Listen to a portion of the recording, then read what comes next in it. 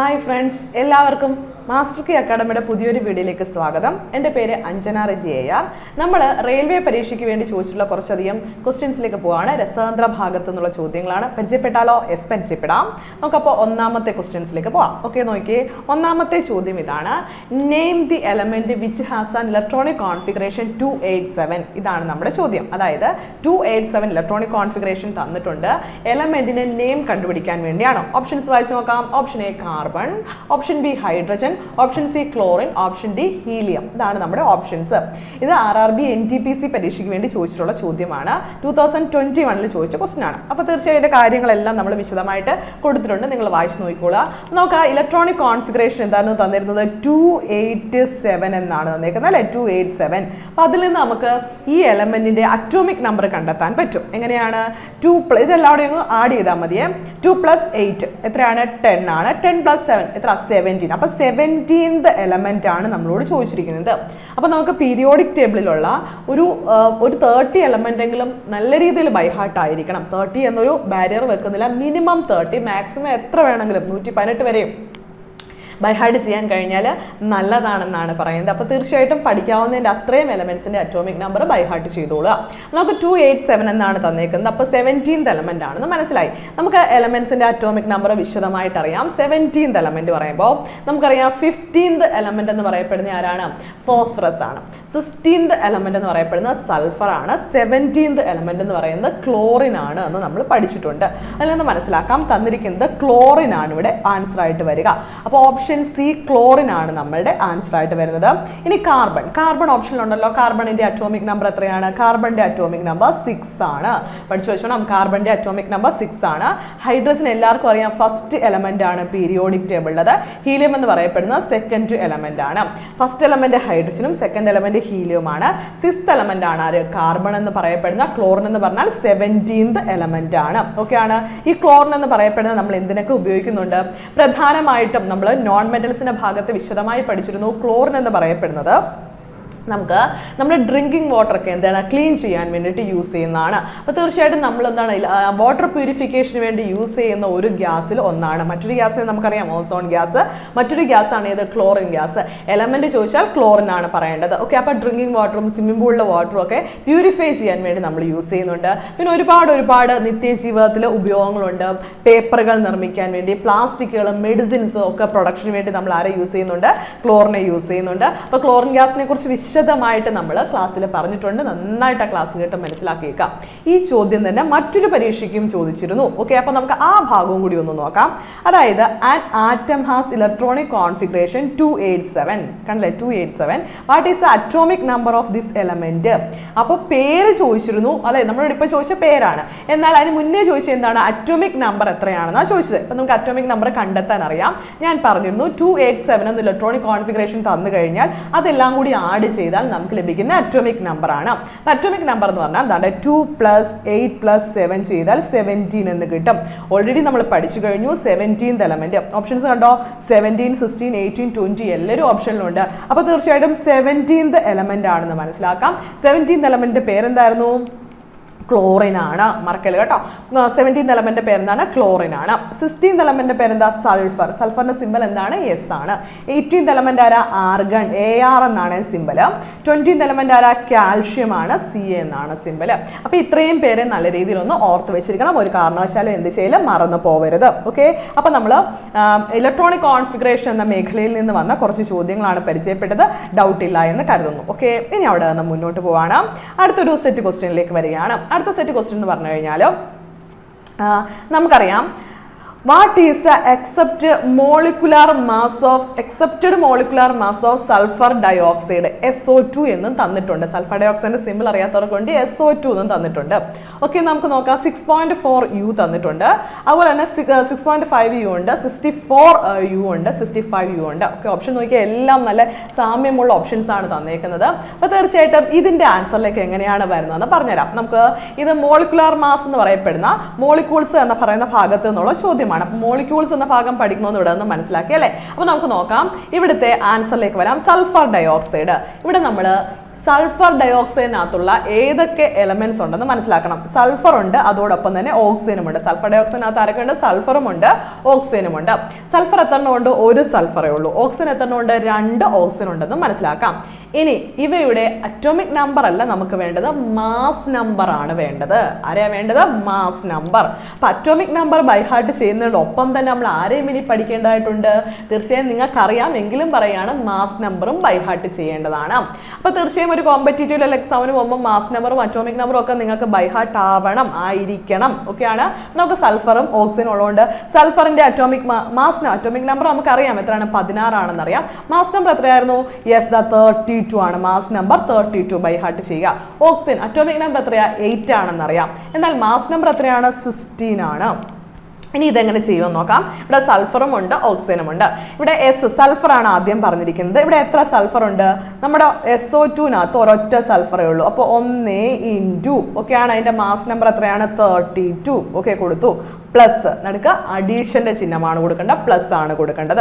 ഇനി ഇവിടെ എത്ര ഓക്സിജൻ ഉണ്ട്? 2 ഓക്സിജൻ ഉണ്ട്. നോക്കിയേ, O2 എന്നല്ലേ, 2 ഓക്സിജൻ ഉണ്ട്. അപ്പൊ 2 ഇൻറ്റു മാസ് എത്രയാണ്? 16. ഓക്കെ, മാസ് ഓക്സിജന്റെ മാസ് 16 കൊടുത്തു.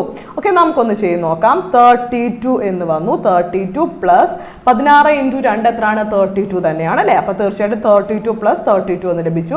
അതിൽ നിന്ന് ആൻസർ എത്ര കിട്ടി? 64 എന്ന് കിട്ടി. ഓക്കെ ആണ്. നമുക്കറിയാം യു എന്നാണ് നമ്മുടെ ചിഹ്നം കൊടുക്കേണ്ടത്. അറ്റോമിക് മാസ് യൂണിറ്റിന്റെ ചിഹ്നം യൂണിഫൈഡ് അറ്റോമിക് മാസ് എന്നാക്കിയ ശേഷം യു എന്നാക്കി മാറ്റിയിട്ടുണ്ട്. അറ്റോമിക് മാസ് വരുന്ന ഭാഗത്ത് നമുക്ക് യു എന്ന ചിഹ്നം കൊടുക്കേണ്ടതായിട്ടുണ്ട്. അപ്പൊ 64 യു എന്നുള്ളതാണ് നമ്മുടെ ആൻസർ. അപ്പൊ 32 എന്ന് പറയുന്നത് സൾഫറിന്റെ മാസ് നമ്പർ ആണ്. ഓക്സിജന്റെ എത്രയാണ്? 16 ആണ്. എന്തുകൊണ്ടാണ് ഇവിടെ 2 ഇട്ട് മൾട്ടിപ്ലൈ ചെയ്യുന്നത് ചോദിച്ചാൽ 2 ഓക്സിജൻ ഉള്ളത് കൊണ്ടാണ്. അപ്പോൾ 32 പ്ലസ് 32 ചെയ്യുമ്പോൾ 64 യു എന്ന് കിട്ടുന്നതാണ്. ഓക്കെ, അപ്പോൾ ഓർത്ത് വെച്ചേക്കണം, ഒരു കാരണവശാലും മറക്കാൻ പാടില്ല. ഓക്കെ, അപ്പോൾ ശ്രദ്ധിച്ച് വെച്ചേക്കണം, ഒരു കാരണവശാലും തെറ്റിക്കില്ല എന്ന പ്രതീക്ഷയോടുകൂടിയാണ് ഇങ്ങനെയാണ് ചെയ്യേണ്ടത്. ഇനിയും ഇതേ ടൈപ്പ് ഒരുപാട് ചോദ്യങ്ങൾ RRB പരീക്ഷകൾക്ക് ചോദിച്ചതായിട്ട് നമുക്ക് കാണാൻ സാധിക്കുന്നുണ്ട്. നമുക്ക് മറ്റൊരു ചോദ്യം പരിചയപ്പെട്ടാലോ? മറ്റൊരു ചോദ്യം പരിചയപ്പെടാം. അടുത്ത ചോദ്യം ഇതാണ്, വളരെ എളുപ്പമുള്ള മറ്റൊരു ചോദ്യമാണ്. അതായത് relative mass of carbon monoxide is the relative mass of carbon monoxide is option നോക്കിയേ, 28 ഉണ്ട്, 44 ഉണ്ട്, 12 ഉണ്ട്, 16 ഉണ്ട്. ഓക്കെ, അതും നമ്മുടെ RRB റെയിൽവേ പരീക്ഷയ്ക്ക് ചോദിച്ചതാണ്. നമുക്കറിയാം ഒരു റെയിൽവേ പരീക്ഷയ്ക്കും ചോദിക്കുന്ന ഈ ചോദ്യങ്ങൾ മറ്റ് റെയിൽവേ പരീക്ഷകൾക്കും നമുക്ക് പല ഷിഫ്റ്റുകളിലായിട്ട് റിപ്പീറ്റ് ചെയ്ത് വരുന്നത് നിങ്ങൾക്ക് മനസ്സിലാക്കാൻ സാധിക്കും അല്ലേ? അപ്പോൾ തീർച്ചയായിട്ടും ഇതിലേക്ക് വരാം. റിലേറ്റീവ് മാസ് കണ്ടുപിടിക്കണം. റിലേറ്റീവ് മാസ് കണ്ടുപിടിക്കാൻ വേണ്ടി ഒരു ഇക്വേഷൻ ഉണ്ട്, പറഞ്ഞുതരാം. അതായത് മാസ് നമ്പർ, അത് തന്നിരിക്കുന്ന മൂലകങ്ങൾ ഏതൊക്കെയാണെന്ന് മനസ്സിലാക്കണം. CO എന്ന് പറഞ്ഞാൽ കാർബൺ മോണോക്സൈഡ് ആണ്. അതിൻ്റെ ഉള്ളിൽ ആരൊക്കെ ഉണ്ട്? കാർബണും ഉണ്ട്, ഓക്സിജനും ഉണ്ട്. ആരൊക്കെ ഉണ്ട്? കാർബണും ഉണ്ട്, ഓക്സിജനും ഉണ്ട്.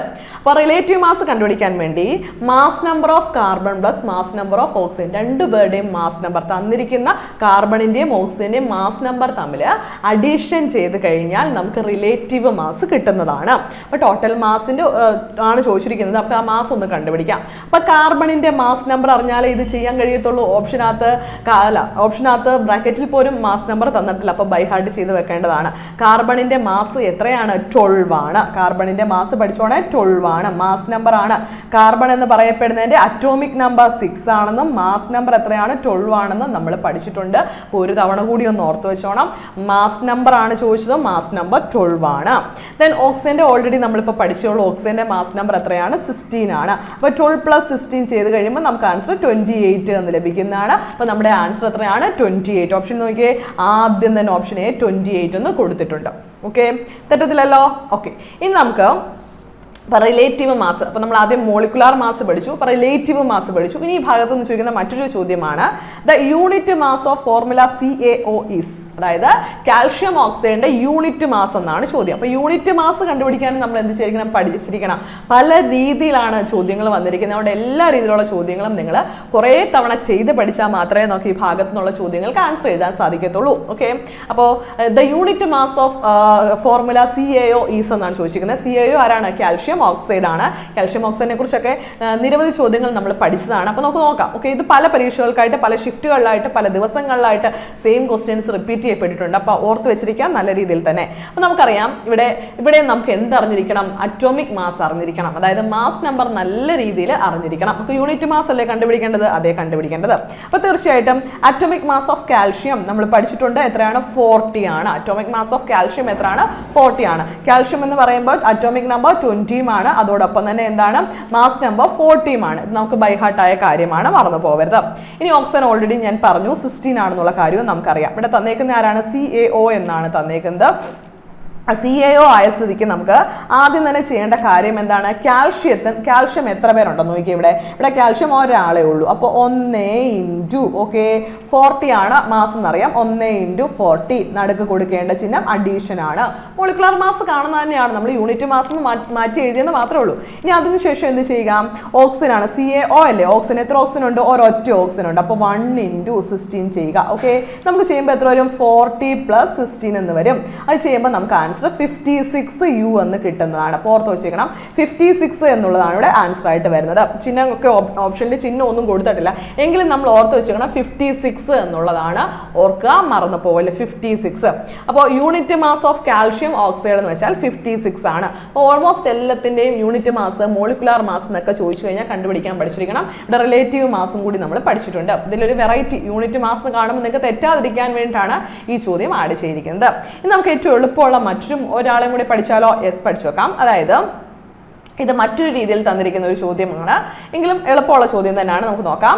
Calculate the relative molecular mass of water. എല്ലാവരും ഉണ്ട് കേട്ടോ, റിലേറ്റീവും ഉണ്ട് മോളിക്കുലാർ മാസും ഉണ്ട്. അപ്പോൾ പറയാണ് calculate the relative molecular mass of water. സിമ്പിളും തന്നിട്ടുണ്ട്, H2O. വാട്ടറിന്റെ സിമ്പിൾ നമുക്കറിയാം, H2O. ഓപ്ഷൻ വായിച്ചു നോക്കിയേ, 20U ഉണ്ട്, 18U ഉണ്ട്, പിന്നെ എന്താണ് 2.0 ഉണ്ട്, 1.8 ഉണ്ട്. ഓപ്ഷൻ നോക്കുക, എല്ലാം ഇന്റർ കണക്റ്റഡ് ആയിട്ടുള്ള ഓപ്ഷൻസ് ആണ് വന്ന് കിടക്കുന്നത്. അപ്പോൾ നമുക്ക് ഇതിന്റെ ചെയ്യുന്നത് എങ്ങനെയാണെന്ന് നോക്കാം.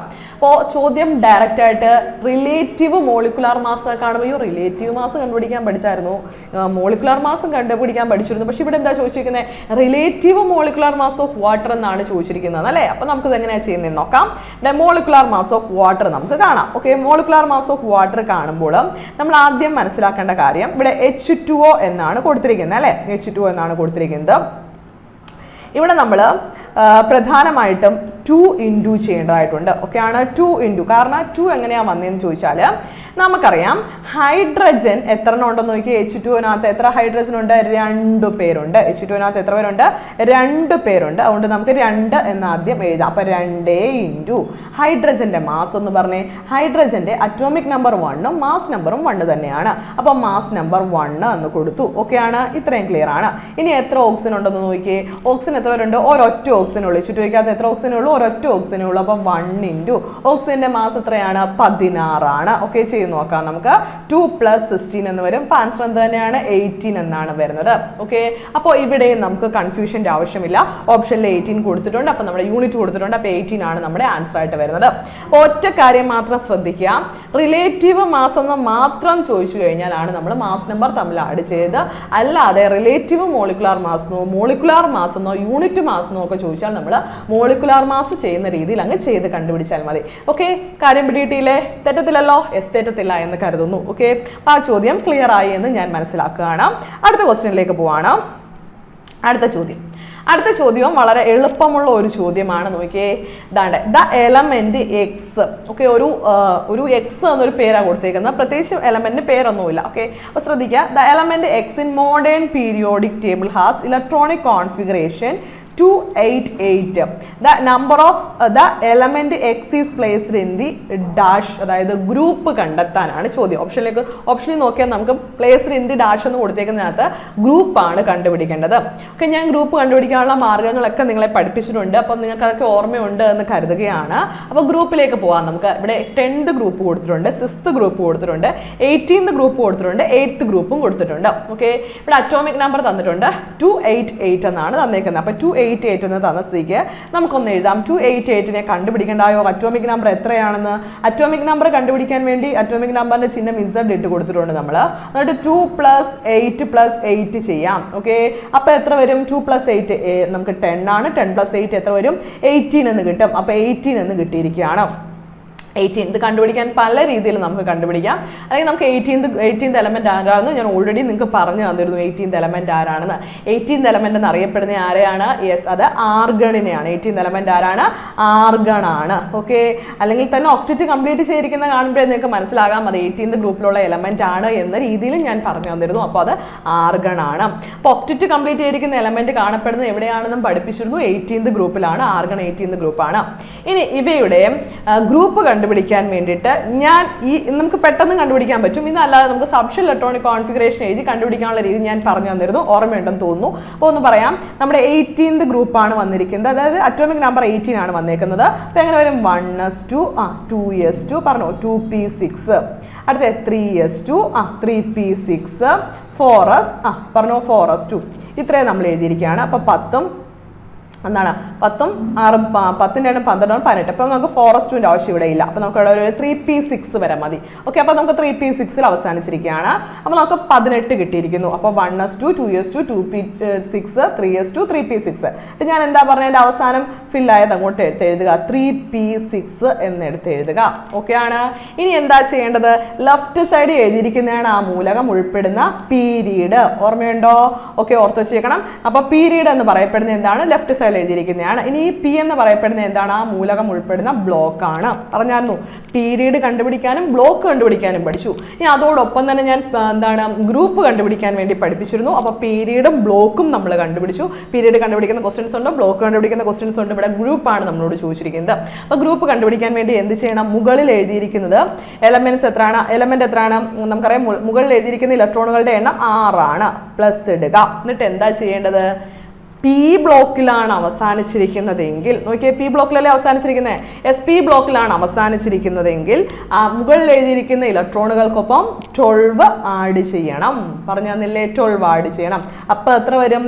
12 + 6 8 എന്ന് കിട്ടും, 18 എന്ന് കിട്ടും. അപ്പോൾ 18th ഗ്രൂപ്പ് എന്ന് നമുക്ക് ലഭിക്കുന്നതാണ്. അപ്പോൾ ഇങ്ങനെയാണ് ഞാൻ പറഞ്ഞത്. എന്തുകൊണ്ടാണ് അങ്ങനെ പറഞ്ഞതെന്ന് ചോദിച്ചാൽ ഗ്രൂപ്പിനോടൊപ്പം പീരീഡും ബ്ലോക്കും കൂടി നിങ്ങൾ അങ്ങ് പഠിക്കട്ടെ എന്ന് കരുതിയിട്ടാണ്. ഒറ്റയടിക്ക് കാര്യങ്ങൾ പഠിച്ചു കഴിഞ്ഞു. പീരീഡ് ചോദിച്ചാലും ബ്ലോക്ക് ചോദിച്ചാലും ഗ്രൂപ്പ് ചോദിച്ചാലും നമുക്ക് എഴുതാൻ പറ്റും. അതുകൊണ്ട് എപ്പോഴും നമ്മൾ സബ്ഷെൽ ഇലക്ട്രോണിക് കോൺഫിഗറേഷൻ എഴുതി കണ്ടുപിടിക്കുന്നതായിരിക്കും എളുപ്പം. ഓക്കെ, ഇനി അതല്ല, ഒക്ടറ്റ് കംപ്ലീറ്റ് ചെയ്തിരിക്കുന്ന കാണുമ്പോൾ തന്നെ നിങ്ങൾക്ക് ഇവിടുന്ന് മനസ്സിലായി കഴിഞ്ഞു ഇത് 18th ഗ്രൂപ്പിൽ വരുന്ന എലമെന്റ് ആണെന്ന് ഡയറക്റ്റ് ആയിട്ട് ഓപ്ഷനിൽ നിന്ന് തന്നെ മനസ്സിലാക്കിയിട്ടുണ്ട്. അപ്പോൾ നമ്മുടെ ആൻസർ എന്താണ്? ഓപ്ഷൻ സി 18th ഗ്രൂപ്പ് എന്നുള്ളതാണ് ആൻസർ. മാർക്കല്ലേ? 18th ഗ്രൂപ്പ് എന്നുള്ളതാണ്. അപ്പോൾ ഒറ്റക്കാര്യം മനസ്സിലാക്കി വെക്കുക. ഞാൻ 18th ഗ്രൂപ്പ് കംപ്ലീറ്റ് പഠിപ്പിച്ചു, 17th ഗ്രൂപ്പും കംപ്ലീറ്റ് പഠിപ്പിച്ചു. അതിൻ്റെ ഇലക്ട്രോണിക് കോൺഫിഗറേഷൻ ഞാൻ കംപ്ലീറ്റ് പറഞ്ഞു. അവസാനിക്കുന്നതും എല്ലാം ഞാൻ നിങ്ങളെ കാണിച്ചു തന്നിരുന്നു. അപ്പോൾ തീർച്ചയായിട്ടും ആ ഭാഗമൊക്കെ നല്ല രീതിയിൽ ബൈ ഹാർട്ട് ചെയ്യേണ്ടതാണ് കേട്ടോ. ഇനി അടുത്തൊരു ക്വസ്റ്റ്യൻ ആണ്, which of the following elements belong to the second group? തന്നിരിക്കുന്നതിനകത്ത് സെക്കൻഡ് ഗ്രൂപ്പിൽ വരുന്നത് ആരാണെന്ന് കണ്ടുപിടിക്കണം. ഫസ്റ്റ് ഗ്രൂപ്പ് ബൈ ഹാർട്ട് ചെയ്തവരാണ് നമ്മൾ, സെക്കൻഡ് ഗ്രൂപ്പും ബൈ ഹാർട്ട് ചെയ്തവരാണ് നമ്മൾ. നമുക്ക് വളരെ എളുപ്പമുള്ള കാര്യമാണിത്. നോക്കാം നമുക്ക്. അപ്പോൾ നമുക്ക് നോക്കാം, സെക്കൻഡ് ഗ്രൂപ്പാണ്. ഇവിടെ ഓപ്ഷൻ നോക്കിയേ, ആരൊക്കെയുണ്ട്? ബോറോൺ കിടക്കുന്നുണ്ട്. ഓപ്ഷനോട് നോക്കുക. അപ്പോൾ ബോറോണിനെ കാണാൻ സാധിക്കുന്നുണ്ട്. പിന്നെ ബെറീലിയം കിടപ്പുണ്ട്, സോഡിയം ഉണ്ട്, കാർബൺ ഉണ്ട്. ഓക്കെ, ഇവയുടെയൊക്കെ അറ്റോമിക് നമ്പർ വെച്ച് നമുക്ക് ഗ്രൂപ്പും പീരീഡും ബ്ലോക്കും എല്ലാം കണ്ടുപിടിക്കാൻ അറിയാം.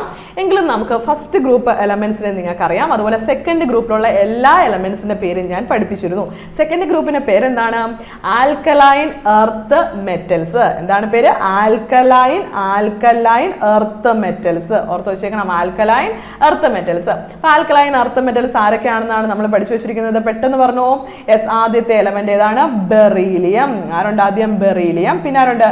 മാഗ്നീഷ്യം ഉണ്ട്. Then calcium. Beryllium, magnesium, calcium, strontium, barium, boron അല്ല, റേഡിയം. അപ്പോൾ ഓർത്ത് വെച്ചിരിക്കണം, beryllium, magnesium, calcium, strontium, barium, radium എന്നിവയാണ് നമ്മുടെ second group elements. Second group എലമെന്റ്സിനെ ഞാൻ ബൈ ഹാർട്ട് ചെയ്യിപ്പിച്ചതാണ്. അപ്പോൾ തീർച്ചയായിട്ടും ഈ സെക്കൻഡ് ഗ്രൂപ്പിലുള്ള ഏതെങ്കിലും എലമെന്റ് ഉണ്ടോ നോക്കാം. ബെറീലിയമോ, മാഗ്നീഷ്യമോ, കാൽഷ്യമോ, സ്ട്രോൺഷ്യമോ അല്ലെങ്കിൽ ബേരിയമോ, റേഡിയമോ ഉണ്ടോ നോക്കാം. ഓക്കെ, ഇവിടെ ബി ഉള്ള 2 പേര് കിടപ്പുണ്ട്. നമ്മളെ പറ്റിക്കാൻ വേണ്ടി ഇട്ടിരിക്കുകയല്ലേ? യെസ് ആണ്. ആദ്യം കിടക്കുന്ന ബി അത് ബോറോൺ ആണെന്ന് മനസ്സിലാക്കിയിരിക്കണം. പിന്നെ അടുത്തൊരു ബി ഇ കിടക്കുന്നുണ്ടോ? എസ് ബി ഇ എന്ന് പറയപ്പെടുന്ന ബെറീലിയം. നമ്മൾ പഠിച്ചല്ലോ ബെറീലിയം ഏത് ഗ്രൂപ്പാണ്? സെക്കൻഡ് ഗ്രൂപ്പിൽ വരുന്നതാണ്. അപ്പോൾ ബെറീലിയം സെക്കൻഡ് ഗ്രൂപ്പ് എലമെന്റ് ആണ്. നമുക്ക് ഡയറക്റ്റ് ആൻസർ കിട്ടിക്കഴിഞ്ഞു. ഇനി അവിടെ കിടക്കുന്നവർ എല്ലാവരുടെയും ഗ്രൂപ്പ് നമുക്കൊന്ന് നോക്കാം. ബോറോൺ. ബോറോൺ ഏത് ഗ്രൂപ്പിലാണ് വരുന്നത്?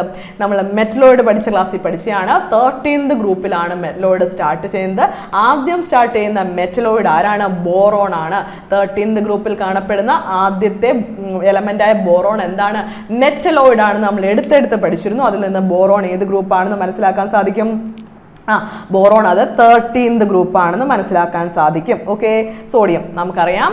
Lithium, sodium, potassium, rubidium, caesium, francium എന്നാണ് ഫസ്റ്റ് ഗ്രൂപ്പ് എലമെന്റ്സിനെ പഠിച്ചത്. അപ്പോൾ സോഡിയം അവിടെ വരുന്നതിനാൽ ഫസ്റ്റ് ഗ്രൂപ്പ് എലമെന്റ് ആണ് ആര്?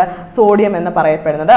ഇനി കാർബൺ ഉൾപ്പെടുന്നത് എല്ലാ ഗ്രൂപ്പുകളും പഠിച്ചപ്പോൾ കാർബൺ ഫാമിലി 14th ഗ്രൂപ്പിലാണ് കാണപ്പെടുന്നത് പഠിച്ചു. അപ്പോൾ 14th ഗ്രൂപ്പിൽ കാണപ്പെടുന്ന എലമെന്റ് ആണ് ഏത്? കാർബൺ ഫാമിലി എന്ന് പറയുന്നത്. അപ്പോൾ 13th ഗ്രൂപ്പ് ബോറോൺ ഫാമിലിയിൽ ഉൾപ്പെടുന്നതാണ് ബോറോൺ. ഫസ്റ്റ് ഗ്രൂപ്പ് ആൽക്കലി മെറ്റൽസിനകത്ത് ഉൾപ്പെടുന്നതാണ് സോഡിയം. കാൽഷ്യം ഉൾപ്പെടുന്നത് 14th ഗ്രൂപ്പ് ക്രിസ്റ്റലോജൻസ് അല്ലെങ്കിൽ കാർബൺ ഫാമിലിയിൽ ഉൾപ്പെടുന്ന എലമെന്റ് ആണ് ഏത്? നമ്മുടെ കാർബൺ എന്ന് പറയപ്പെടുന്നത്. പിന്നെ സെക്കൻഡ് ഗ്രൂപ്പ് ആൽക്കലൈൻ എർത്ത് മെറ്റൽസിനകത്ത് ഉൾപ്പെടുന്ന എലമെന്റ് ആണ് ഏത്? ബെറീലിയം എന്ന് പറയപ്പെടുന്നത്. ബെറീലിയം ആണ് നമ്മുടെ ആൻസർ. അപ്പോൾ സെക്കൻഡ് ഗ്രൂപ്പിൽ ഉൾപ്പെടുന്ന എലമെന്റിനെ ചോദിച്ചിരിക്കുന്നു. പീരിയോഡിക് ടേബിൾ എന്ന ഭാഗം നല്ല രീതിയിൽ പഠിക്കുക കേട്ടോ. എന്നാലേ നമുക്ക് വിഭാഗത്തു നിന്നുള്ള ചോദ്യങ്ങൾ എഴുതാൻ പറ്റത്തുള്ളൂ. അപ്പോൾ ഗ്രൂപ്പുമായി ബന്ധപ്പെട്ടുള്ള ചോദ്യങ്ങളാണ് നമ്മൾ പരിചയപ്പെട്ടത്. ഡൗട്ട് ഉണ്ടോ? ഇല്ല എന്ന് കരുതുന്നു. ഞാൻ ഗ്രൂപ്പും പീരീഡും ബ്ലോക്കും എല്ലാം കൂടി കണ്ടുപിടിക്കുന്ന രീതി പഠിപ്പിച്ചിട്ടുണ്ട്. അപ്പോൾ ഓരോന്നും ചെയ്ത് നോക്കി ഓരോന്നും കണ്ടുപിടിക്കാൻ വേണ്ടി നല്ല രീതിയിൽ പഠിച്ചു വെച്ചിട്ട് പോവുക. കുറേ തവണ പ്രാക്ടീസ് ചെയ്യണം കേട്ടോ. യെസ്. പോന്നു. അടുത്ത ക്വസ്റ്റ്യൻസിലേക്ക് പോകാം. നമുക്ക് അടുത്ത ചോദ്യത്തിലേക്ക് കടക്കാൻ പോവാണ്. അടുത്ത ചോദ്യം ഇതാണ്. Name the element which has electronic configuration. വീണ്ടും ഇലക്ട്രോണിക് കോൺഫിഗറേഷൻ എന്ന ഭാഗമാണ് വന്നിരിക്കുന്നത്. നമ്മൾ ഈ സ്ലൈഡ് കംപ്ലീറ്റ് പഠിച്ചതാണ് അല്ലേ? ഈ സ്ലൈഡിലുള്ള എല്ലാ ചോദ്യങ്ങളും പഠിച്ചതാണ്. അപ്പോൾ അടുത്തൊരു സ്ലൈഡിലേക്ക് പോകാം. അടുത്ത സ്ലൈഡിലേക്ക് പോയി കഴിഞ്ഞാൽ how many electrons are there in the outermost shell of noble gas except helium. നമ്മൾ നോബിൾ ഗ്യാസസിനെ കംപ്ലീറ്റ് പഠിച്ചതാണ് അല്ലേ? നമുക്ക് നോൺ മെറ്റൽസ് എന്ന ഭാഗത്ത് നോബിൾ ഗ്യാസിനെ കംപ്ലീറ്റ് പഠിക്കേണ്ടതായിട്ടുണ്ട്.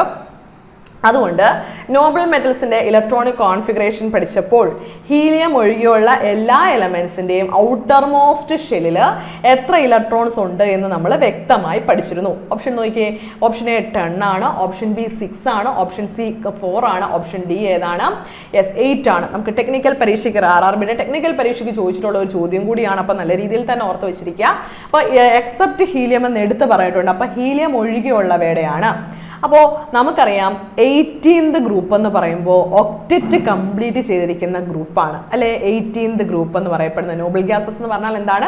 18th ഗ്രൂപ്പാണ്. അവ ഒക്റ്ററ്റ് കംപ്ലീറ്റ് ചെയ്തിരിക്കുകയാണെന്ന് നമുക്കറിയാം. അപ്പോൾ ഒക്റ്ററ്റ് കംപ്ലീറ്റ് ചെയ്തിരിക്കുകയാണെങ്കിൽ അവരുടെ ഔട്ടർ മോസ്റ്റ് ഷെല്ലിൽ എത്ര ഇലക്ട്രോൺസേ കാണത്തുള്ളൂ? യെസ് 8 ഇലക്ട്രോൺസേ കാണത്തുള്ളൂ. ഓക്കെ ആണ്. അപ്പോൾ നമുക്ക് ആ നോബിൾ ഗ്യാസസിന്റെ ഔട്ടർ മോസ്റ്റ് ഷെല്ലിൽ എത്ര ഇലക്ട്രോൺസ് ഉണ്ടായിരിക്കും? 8 ഇലക്ട്രോൺസ് ഉണ്ടായിരിക്കും. എക്സെപ്റ്റ് ഹീലിയം എന്ന് പറയാൻ കാര്യം എന്താ? ഹീലിയത്തിനകത്ത് ആകെ 2 ഇലക്ട്രോൺസേ ഉള്ളൂ. നമുക്ക് നോക്കാം ഇലക്ട്രോണിക് കോൺഫിഗറേഷൻ. നോക്കിയേ, നമ്മൾ കുറച്ച് പേരുടെ ഇവിടെ കൊടുത്തിട്ടുണ്ട്. ഹീലിയത്തിനാണ് കൊടുത്തിരിക്കുന്നത് 2 എന്നാണ്. നിയോണിൻ്റെത് 8 കണ്ടോ അവസാനിച്ചിരിക്കുന്ന 8ലല്ലേ ആണ്. അടുത്തത് ആർഗൺ കൊടുത്തിട്ടുണ്ട്. ക്രിപ്റ്റോൺ ആണ്. അറ്റോമിക് നമ്പറോട് അങ്ങ് പഠിച്ചോണേ. 36 ആണ്. 8ലാണ് അവസാനിച്ചിരിക്കുന്നത്. സെനോൺ 54 8ലാണ് അവസാനിച്ചിരിക്കുന്നത്. പിന്നെ നമ്മുടെ റെഡോൺ എന്ന് പറയപ്പെടുന്നത് 86 ആണ്. ഇനി ഒരാളും കൂടി ഉണ്ട്, ഓർഗാനസൺ എന്ന് പറയും. ആരുണ്ട്? ഓർഗാനസൺ 118, അതായത് 118ാമത്തെ എലമെന്റ് ആണ്. പീരിയോഡിക് ടേബിളിലെ ഏറ്റവും അവസാനത്തെ എലമെന്റ് ആണ് ഓർഗാനസൺ. അറ്റോമിക് നമ്പർ എത്രയാണ്? 118 ആണ്. പിന്നെ നമ്മളിവിടെ അറ്റോമിക് നമ്പർ എന്ന് പറയപ്പെടുന്നത് ഒരു എലമെന്റിന്റെ ലെഫ്റ്റ് സൈഡിൽ താഴെ വേണം എഴുതാൻ. ഓക്കെ, ഇവിടെ എഴുതിയപ്പോൾ റൈറ്റ് സൈഡിലായപ്പോൾ ഇങ്ങനെ എഴുതാൻ പാടില്ല. ലെഫ്റ്റ് സൈഡിൽ താഴെ വേണം എന്ത് എഴുതാൻ? അറ്റോമിക് നമ്പർ എഴുതാൻ വേണ്ടിയിട്ട്. അപ്പോൾ നോബിൾ ഗ്യാസസിന്റെ എല്ലാം പേര് പഠിച്ചു വെച്ചേക്കാം. നോബിൾ ഗ്യാസസുമായി ബന്ധപ്പെട്ട് അവയുടെ എല്ലാ പ്രത്യേകതകളും കാര്യങ്ങളും നമ്മൾ ക്ലാസ്സിൽ ഉൾപ്പെടുത്തിയിട്ടുണ്ട്, നോബിൾ ഗ്യാസസ് എന്ന ക്ലാസ്സിൽ. അപ്പോൾ ഈ ചോദ്യം നല്ല രീതിയിലൊന്ന് ഉറപ്പിച്ച് വെച്ചേക്കാം. ഓക്കെ, അടുത്തൊരു ക്വസ്റ്റ്യനിലേക്ക് പോവാം. അടുത്തൊരു ക്വസ്റ്റ്യൻ ഇതാണ്. നോക്കിയേ. What can be conclusion found about the carbon atom from C612 എന്ന് കൊടുത്തിട്ടുണ്ട്. അതായത് നമ്മളോട് ചോദിച്ചിരിക്കുന്ന ചോദ്യം താണ്ടെ ഓപ്ഷൻ നോക്കുമ്പോൾ വ്യക്തമായി നമുക്ക് മനസ്സിലാവും. ഇതിനകത്ത് ന്യൂട്രോണുകളെയും ഇലക്ട്രോണുകളെയും പ്രോട്ടോണുകളെയും ഒക്കെ കണ്ടെത്തുക എന്നുള്ള വലിയൊരു ചോദ്യത്തിലേക്കാണ് പോയിരിക്കുന്നത്. ഇത് നമ്മളെ സംബന്ധിച്ച് വലിയ ചോദ്യമല്ല. ഞാനിത് എങ്ങനെയാണെന്ന് വ്യക്തമായി നിങ്ങളെ പഠിപ്പിച്ചിരുന്നു. എങ്ങനെയാണ് ഒരു എലമെന്റിന്റെ ഇലക്ട്രോണുകളെയും പ്രോട്ടോണുകളെയും ന്യൂട്രോണുകളെയും കണ്ടെത്തേണ്ടതെന്ന് നമ്മൾ വ്യക്തമായി പഠിച്ചിരുന്നു. നമുക്കിവിടെ തന്നിരിക്കുന്ന ആരെയാണ്? കാർബൺ ആണ്. അറ്റോമിക് നമ്പർ 6 ആണ്. മാസ് നമ്പർ 12 ആണ്. മാസ് നമ്പർ ലെഫ്റ്റ് സൈഡിൽ എഴുതിയാലും റൈറ്റ് സൈഡിൽ എഴുതിയാലും ശരിയാണ്. ക്വസ്റ്റിനകത്ത് റൈറ്റ് സൈഡിലാണ് എഴുതിയിരിക്കുന്നത്, ശരി തന്നെയാണ്. ഓക്കെ, ഓർത്ത് വെച്ചേക്കണം. പക്ഷേ ലെഫ്റ്റ് സൈഡിൽ താഴെ തന്നെ ആരെ എഴുതിയേക്കണം? Atomic number. അത് കറക്റ്റായിട്ട് ക്വസ്റ്റിനകത്തും കൊടുത്തിട്ടുണ്ട്. മാസ് നമ്പർ മുകൾ വശത്ത് എഴുതുക, ലെഫ്റ്റിലോ റൈറ്റിലോ അത് കുഴപ്പമില്ലാത്ത കാര്യമാണ്. ഇനി നമുക്ക് കണ്ടുപിടിക്കേണ്ട കാര്യം എന്താണ്? യെസ്, ഇവയിലെ അറ്റോമിക് നമ്പർ എത്രയാണ്, മാസ് നമ്പർ എത്രയാണ്, ഇലക്ട്രോണുകൾ എത്രയാണ്, അറ്റോമിക് നമ്പർ മാസ് നമ്പർ മനസ്സിലാക്കി, ഇലക്ട്രോൺ എത്രയാണ്, പ്രോട്ടോൺ എത്രയാണ്, ന്യൂട്രോൺ എത്രയാണ്, ഇത് കണ്ടുപിടിക്കണ്ടായോ? യെസ്, കണ്ടുപിടിക്കണം. അപ്പോൾ ദാ ഇങ്ങനെ ശ്രദ്ധിച്ചാൽ മതി. ഈ എഴുതിയിരിക്കുന്നത് എന്താണ്? അറ്റോമിക് നമ്പർ ആണ്. ഓക്കെ, അറ്റോമിക് നമ്പറിനെ Z എന്ന ലെറ്റർ കൊണ്ട് സൂചിപ്പിക്കും. മുകളിൽ എഴുതിയിരിക്കുന്ന മാസ് നമ്പർ ആണ്, അതിനെ A എന്ന ലെറ്റർ കൊണ്ടും സൂചിപ്പിക്കും. ഇത് രണ്ടും ആദ്യം പഠിച്ചു വെച്ചിരിക്കുക. ഇനി അറ്റോമിക് നമ്പർ എന്താന്ന് ചോദിച്ചാൽ ഒരാറ്റത്തിലെ ആരുടെ എണ്ണമാണ്? Yes, number of protons. അപ്പോൾ പ്രോട്ടോൺസിന്റെ എണ്ണം ആയിരിക്കില്ലേ അറ്റോമിക് നമ്പർ? അതെ, കാർബണിലെ അറ്റോമിക് നമ്പർ 6. അപ്പോൾ പ്രോട്ടോൺസിന്റെ എണ്ണം 6 എന്ന് കിട്ടിയിട്ടുണ്ട്. ഇനി നമുക്ക് നോക്കാം. അടുത്തത് ന്യൂട്രോൺസിന്റെ എണ്ണം നമുക്ക് കണ്ടുപിടിക്കണം. അതുപോലെ ഇലക്ട്രോൺസിന്റെ എണ്ണവും കണ്ടുപിടിക്കണം. അറ്റോമിക് നമ്പറിന് ഒരു ഡെഫിനിഷൻ കൂടി ഞാൻ പറഞ്ഞു തന്നില്ലേ? നമ്പർ ഓഫ് പ്രോട്ടോൺസ് അല്ലെങ്കിൽ എന്താ പഠിച്ചേ? നമ്പർ ഓഫ് ഇലക്ട്രോൺസ് എന്ന് പറഞ്ഞാലും അറ്റോമിക് നമ്പർ തന്നെയാണ്. അപ്പോൾ ഇലക്ട്രോൺസിന്റെ എണ്ണവും അറ്റോമിക് നമ്പർ തന്നെയാണ്. ഇലക്ട്രോൺസും 6 എന്ന് കിട്ടി. ന്യൂട്രോൺസിന്റെ എണ്ണം കണ്ടുപിടിക്കാൻ ഞാൻ ഇക്വേഷൻ പറഞ്ഞു തന്നു, ഓർമ്മയുണ്ടോ? ഒന്നും ഓർമ്മ വന്നില്ലെങ്കിൽ, ഇക്വേഷൻ ഒന്നും ഓർമ്മ വന്നില്ലെങ്കിലും തന്നിരിക്കുന്നതിൽ വലിയ നമ്പറിൽ നിന്ന് ചെറിയ നമ്പർ കുറച്ചുകൊള്ളുക. ഓക്കെ, അതായത് തന്നിരിക്കുന്നത് മുകളിൽ എഴുതിയിരിക്കുന്ന മാസ് നമ്പറിൽ നിന്നും താഴെ തന്നിരിക്കുന്ന അറ്റോമിക് നമ്പർ എന്ത് ചെയ്യുക? സബ്ട്രാക്ട് ചെയ്യുക. ഓക്കെ, നമുക്ക് നോക്കാം. തന്നിരിക്കുന്നത് എത്രയാണ്? 12 ആണ്. 12 - 6 ചെയ്ത് കഴിഞ്ഞാൽ ആൻസർ എത്ര എന്ന് കിട്ടും? 6 എന്ന് കിട്ടും. അതായത് ഇലക്ട്രോൺസിന്റെ എണ്ണവും 6 ആണ്, പ്രോട്ടോൺസിന്റെ എണ്ണവും 6 ആണ്, ന്യൂട്രോൺസിന്റെ എണ്ണവും എത്ര തന്നെയാണ്? 6 എന്ന് നമുക്ക് ലഭിക്കുന്നതാണ്. ഇനി ഓപ്ഷൻസ് വായിച്ചു നോക്കുക എന്നുള്ള കാര്യമാണ്. നമുക്ക് ഓപ്ഷൻ എല്ലാം കൂടെ കൊടുക്കുന്ന രീതിയിലാണ് കൊടുത്തിരിക്കുന്നത്. വ്യക്തമായിട്ട് നമുക്കൊന്ന് ഓപ്ഷൻ നോക്കിയേക്കാം. ഓക്കെ, ഓപ്ഷൻ നോക്കുമ്പോൾ ആദ്യം കൊടുത്തിരിക്കുന്ന ഓപ്ഷനകത്ത് എന്താ എഴുതിയിരിക്കുന്നത്? 12 ന്യൂട്രോൺസ്. അപ്പം തന്നെ മനസ്സിലായി ന്യൂട്രോൺ 6 ആണ്. അപ്പോൾ ഓപ്ഷൻ തെറ്റാണെന്ന് മനസ്സിലായി. രണ്ടാമത്തെ 12 പ്രോട്ടോൺസ്. 12 പ്രോട്ടോൺസ് നമ്മൾ പഠിച്ചില്ലല്ലോ. എസ് പ്രോട്ടോൺസിന് എണ്ണം 6. അപ്പോൾ രണ്ടാമത്തെ ഓപ്ഷനും തെറ്റാണെന്ന് മനസ്സിലാക്കി. അടുത്ത 6 പ്രോട്ടോൺസ്. അത് ശരിയാണ്, നോക്കിയേ. പക്ഷേ രണ്ടാമത് കൊടുത്തിരിക്കുന്നത് 12 ന്യൂട്രോൺസ് അല്ല, 12 ന്യൂട്രോൺസ് അല്ല. അപ്പോൾ അതും തെറ്റാണ്. അങ്ങനെ 3 എണ്ണം തെറ്റായി കഴിഞ്ഞു. അപ്പോൾ ഓപ്ഷനിൽ നിന്നും നാലാമത്തെ ശരിയാണെന്ന് ഓൾറെഡി മനസ്സിലായി കഴിഞ്ഞു. ഒന്ന് വായിച്ചു നോക്കിയേക്കാം. അതെ, 6 ന്യൂട്രോൺസ് എന്നും 6 പ്രോട്ടോൺസ് എന്നും തന്നെയാണ് കൊടുത്തേക്കുന്നത്. അപ്പോൾ നമുക്ക് ഓപ്ഷൻ ഡി ആണ് നമ്മുടെ ആൻസർ ആയിട്ട് വരുന്ന ഡയറക്റ്റ് ആൻസർ. ഓക്കെ, നമ്മൾ കുറേ തവണ ഐസോട്ടോപ്പ് പഠിച്ച ക്ലാസ്സിൽ ഞാനാണെങ്കിൽ വ്യക്തമായിട്ട് ഇലക്ട്രോണിനെയും പ്രോട്ടോണിനെയും ന്യൂട്രോണിനെയും കണ്ടെത്താൻ വേണ്ടി നിങ്ങളെ പഠിപ്പിച്ചിരുന്നു. അത് നിങ്ങൾക്ക് ഓർമ്മയുണ്ട് എന്ന് കരുതുകയാണ്. കുറേ തവണ ചെയ്ത് നോക്കുക, കുറേ എലമെൻസിൻ്റെ ചെയ്ത് നോക്കുക. അപ്പോൾ തന്നെ നിങ്ങൾക്കൊരു സ്പീഡ് വരും, പെട്ടെന്ന് കണ്ടുപിടിക്കാൻ വേണ്ടി കഴിയുകയും ചെയ്യും. ഓക്കെ, ക്ലിയർ ആയില്ലേ? ഇത്രയേ ഉള്ളൂ. അപ്പോൾ അടുത്തൊരു ക്വസ്റ്റ്യനിലേക്ക് പോകാം. നമുക്ക് അടുത്തൊരു ചോദ്യമാണ്. വീണ്ടും ഇതേപോലൊരു ചോദ്യം. നമുക്ക് അവിടെ ഇലക്ട്രോണും പ്രോട്ടോണും ന്യൂട്രോണും ഇവിടെ 3 പേരെയും കൂടിയാണ് തന്നേക്കുന്നത്. Write the number of neutrons, protons and electrons. Okay, 3 പേരെയും തന്നിട്ടുണ്ട്. ഓപ്ഷനിലേക്ക് നോക്കിയേ, എന്താ തന്നേക്കുന്നത്? എഫ് ആണ് തന്നേക്കുന്നത്. ഫ്ലൂറിൻ 9, 19 എന്ന് തന്നിട്ടുണ്ട്. 9, 19 എന്ന് തന്നിട്ടുണ്ട്. അപ്പോൾ ഫ്ലൂറിൻ്റെ ആണ് കണ്ടുപിടിക്കേണ്ടത്. അപ്പോൾ വളരെ എളുപ്പമാണ് ഇനിയിപ്പോൾ നിങ്ങൾക്ക് കണ്ടുപിടിക്കാൻ വേണ്ടി. ഒറ്റ നോട്ടത്തിൽ തന്നെ ഇലക്ട്രോണിനെയും പ്രോട്ടോണിനെയും കിട്ടും. കാരണം അറ്റോമിക് നമ്പർ തന്നെയല്ലേ. അപ്പോൾ ഇലക്ട്രോൺസിൻ്റെ എണ്ണം എത്ര കിട്ടിക്കഴിഞ്ഞു? 9 കിട്ടിക്കഴിഞ്ഞു. പ്രോട്ടോൺസിൻ്റെ എണ്ണവും 9 കിട്ടിക്കഴിഞ്ഞു. ഇനി നമ്മളെ സംബന്ധിച്ച് ന്യൂട്രോൺസിൻ്റെ എണ്ണം കണ്ടെത്തുക എന്നൊരു ചോദ്യമുണ്ട് അല്ലേ? ന്യൂട്രോൺസിൻ്റെ എണ്ണം കണ്ടെത്താൻ എന്ത് ചെയ്യണം?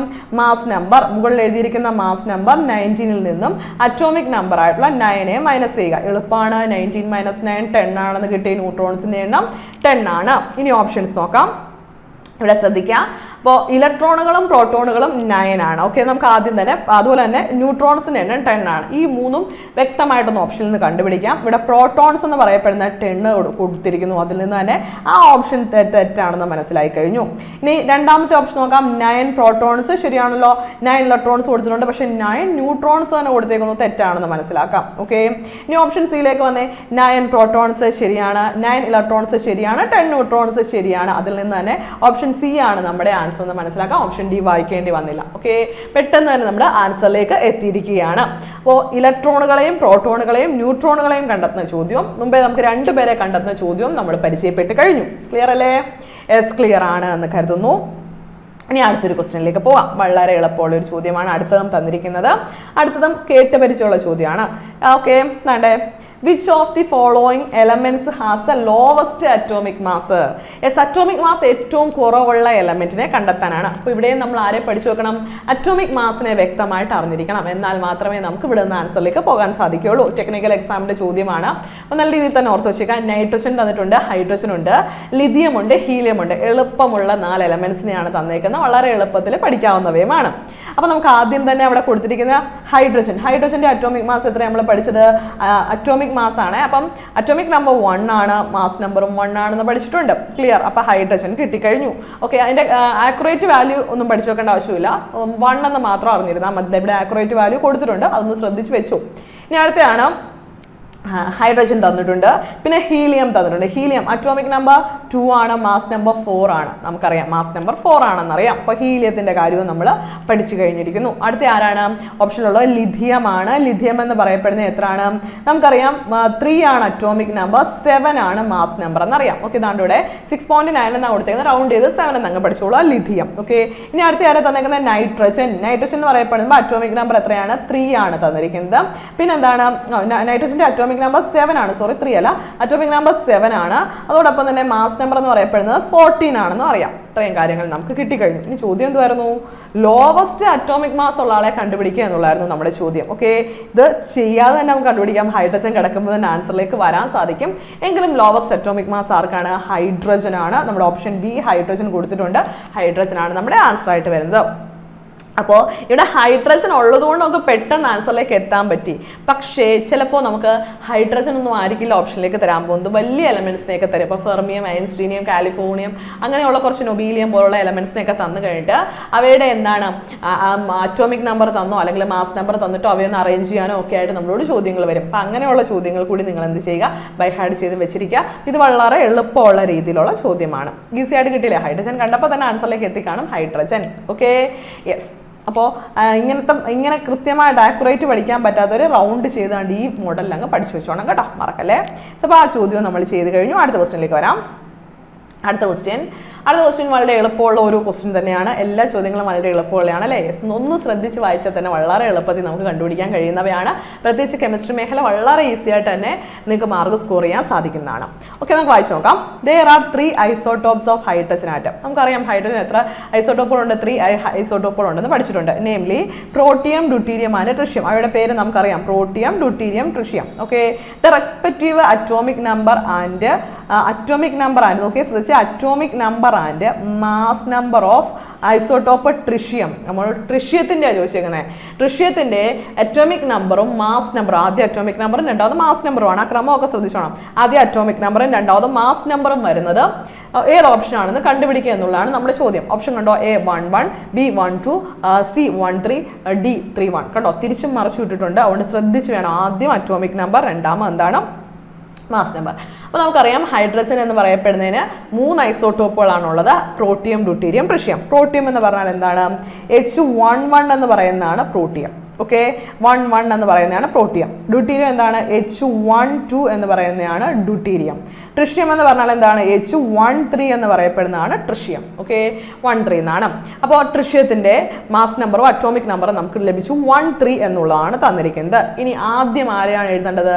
അറ്റോമിക് നമ്പറിനെയാണ്. കണ്ടോ, തന്നിരിക്കുന്ന ക്വസ്റ്റിനകത്ത് ആദ്യം എന്താണ് കൊടുത്തേക്കുന്നത്? Atomic number. അറ്റോമിക് നമ്പർ എലമെന്റിന്റെ ലെഫ്റ്റ് സൈഡിൽ താഴെ. അപ്പോൾ 1 ആണ് ആദ്യം വരേണ്ടത്. ഓക്കെ, 1 നമുക്ക് ആദ്യം വരണം. ഓക്കെ, ഒന്നാമത്തെ കാര്യം കഴിഞ്ഞു. രണ്ടാമത്തെ എന്താണ്?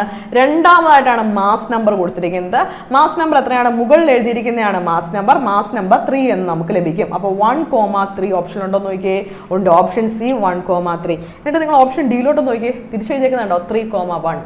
ശ്രദ്ധിച്ചില്ലെങ്കിൽ ആറ്റോമിക് നമ്പറാണ് ആദ്യം തന്നിരിക്കുന്നതെന്നും രണ്ടാമത് മാസ് നമ്പറാണ് നമ്മളോട് ചോദിച്ചിരിക്കുന്നതെന്നും വ്യക്തമായി മനസ്സിലാക്കിയില്ല എന്നുണ്ടെങ്കിൽ നമുക്ക് ഈ ചോദ്യം തെറ്റും. ഓക്കെ, ശ്രദ്ധിച്ച് വേണം ആൻസർ കൊടുക്കാൻ വേണ്ടിയിട്ട്. അപ്പോൾ ചോദ്യം നന്നായി വായിച്ച ശേഷം മാത്രമേ ആൻസറിലേക്ക് പോകാവുള്ളൂ. അറിയാം വളരെ കുറച്ച് സമയമുള്ളൂ, അതിനുള്ളിൽ തന്നെ സ്പീഡാക്കുക എന്നുള്ളതാണ് മെയിൻ കാര്യം. ക്ലിയർ അല്ലേ? യെസ്. അപ്പോൾ എന്താണ്? പ്രോട്ടിയം, ഡ്യൂട്ടീരിയം, ട്രിഷ്യം 3 പേരെയും പഠിച്ചു വെച്ചിരിക്കുക. ഇനി അടുത്ത ക്വസ്റ്റ്യനിലേക്ക് വരാം. അടുത്തൊരു ചോദ്യമാണ്. The most common isotopes used in the nuclear weapon are. Okay, nuclear weapon നമ്മൾ മോസ്റ്റ് കോമൺ ആയിട്ട് യൂസ് ചെയ്യുന്ന ഐസോട്ടോപ്പുകൾ ഏതൊക്കെയാണെന്നാണ്. ഒരുപാട് ഐസോട്ടോപ്പുകൾ ന്യൂക്ലിയർ വെപ്പൺസിൽ നമ്മൾ യൂസ് ചെയ്യുന്നുണ്ട്.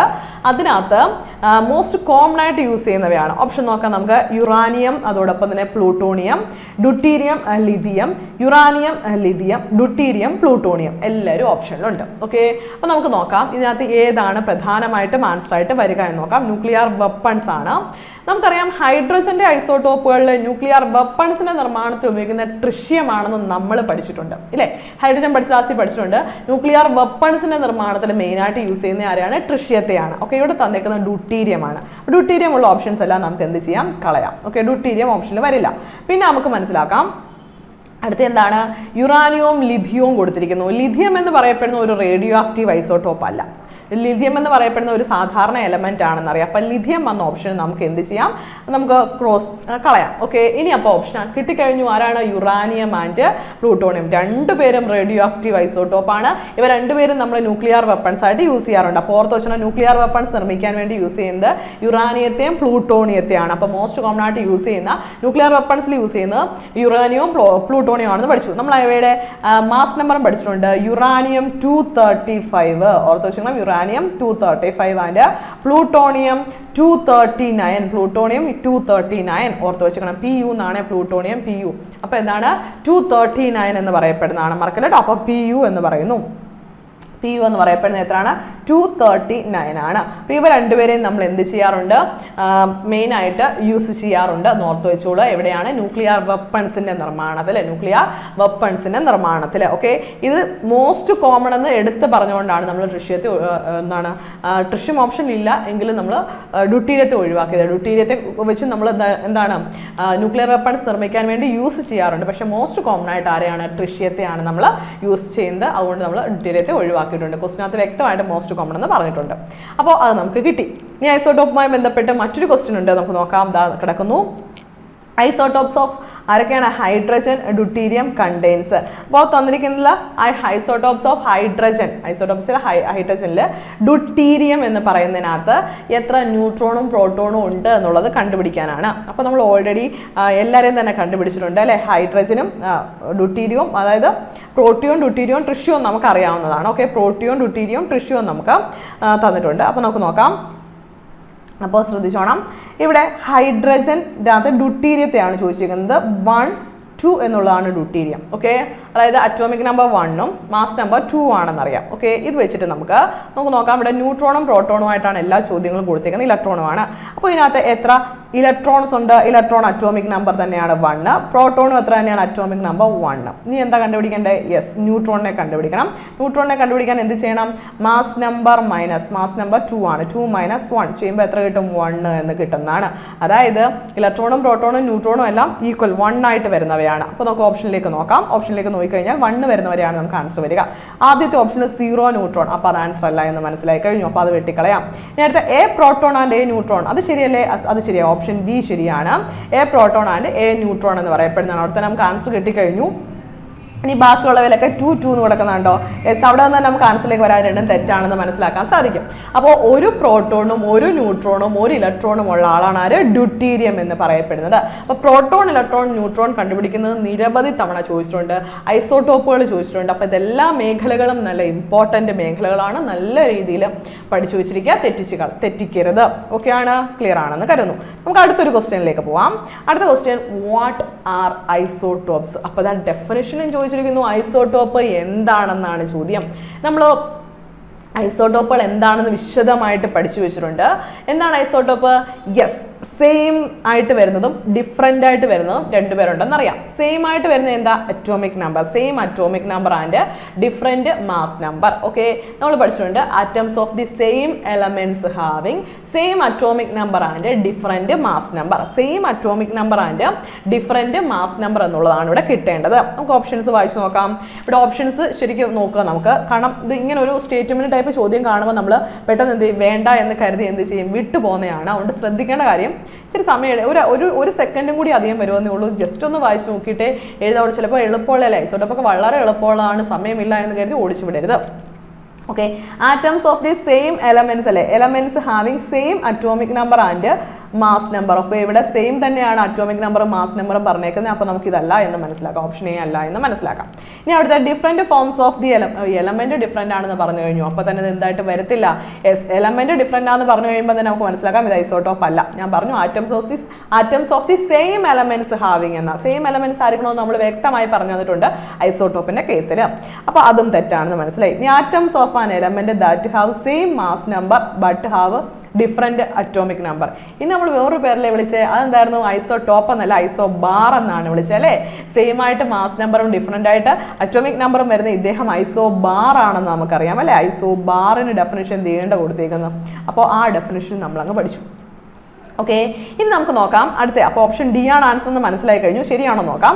Atoms of an element having same atomic number, ദേണ്ട same atomic number but have different mass number. കിട്ടിക്കഴിഞ്ഞു. Same atomic നമ്പറും different mass നമ്പറും വരുന്ന ആളെ നമ്മൾ എന്ത് വിളിക്കണം? ഐസോട്ടോപ്പ് എന്ന് വിളിക്കണം. അപ്പോൾ ഡെഫിനിഷൻസ് എല്ലാം പക്കയായിരിക്കണം, ഡെഫിനിഷൻസ് ഒന്നും തന്നെ തെറ്റിക്കരുത്. അപ്പോൾ ഐസോട്ടോപ്പും ഐസോബാറും ഐസോട്ടോണും ഐസോമറുകളും എല്ലാം തന്നെ നമ്മൾ വിശദമായിട്ട് ഡെഫിനിഷൻ പറഞ്ഞു തന്നെയാണ്. അപ്പോൾ ഒരു രീതിയിലും നിങ്ങൾ ഡെഫിനിഷൻ തെറ്റിക്കില്ല എന്ന് ഞാൻ കരുതുകയാണ്. ക്ലിയർ അല്ലേ? അപ്പോൾ ഐസോട്ടോപ്പ് നമ്മൾ പഠിച്ചിരിക്കുകയാണ്. ഓക്കെ, അടുത്ത ക്വസ്റ്റ്യനിലേക്ക് വരാം. അടുത്ത ക്വസ്റ്റ്യൻ എന്ന് വെച്ചാൽ താണ്ടെ which radioisotope use to treatment of metastatic bone cancer. ഓക്കെയാണ്, മെറ്റാസ്റ്റാറ്റിക് ബോൺ ക്യാൻസറിന് വേണ്ടി യൂസ് ചെയ്യുന്ന ഐസോട്ടോപ്പ് ഏതാണെന്നാണ് ചോദ്യം. ഓക്കെ, നമുക്ക് ഓപ്ഷൻസിലേക്ക് വരാം.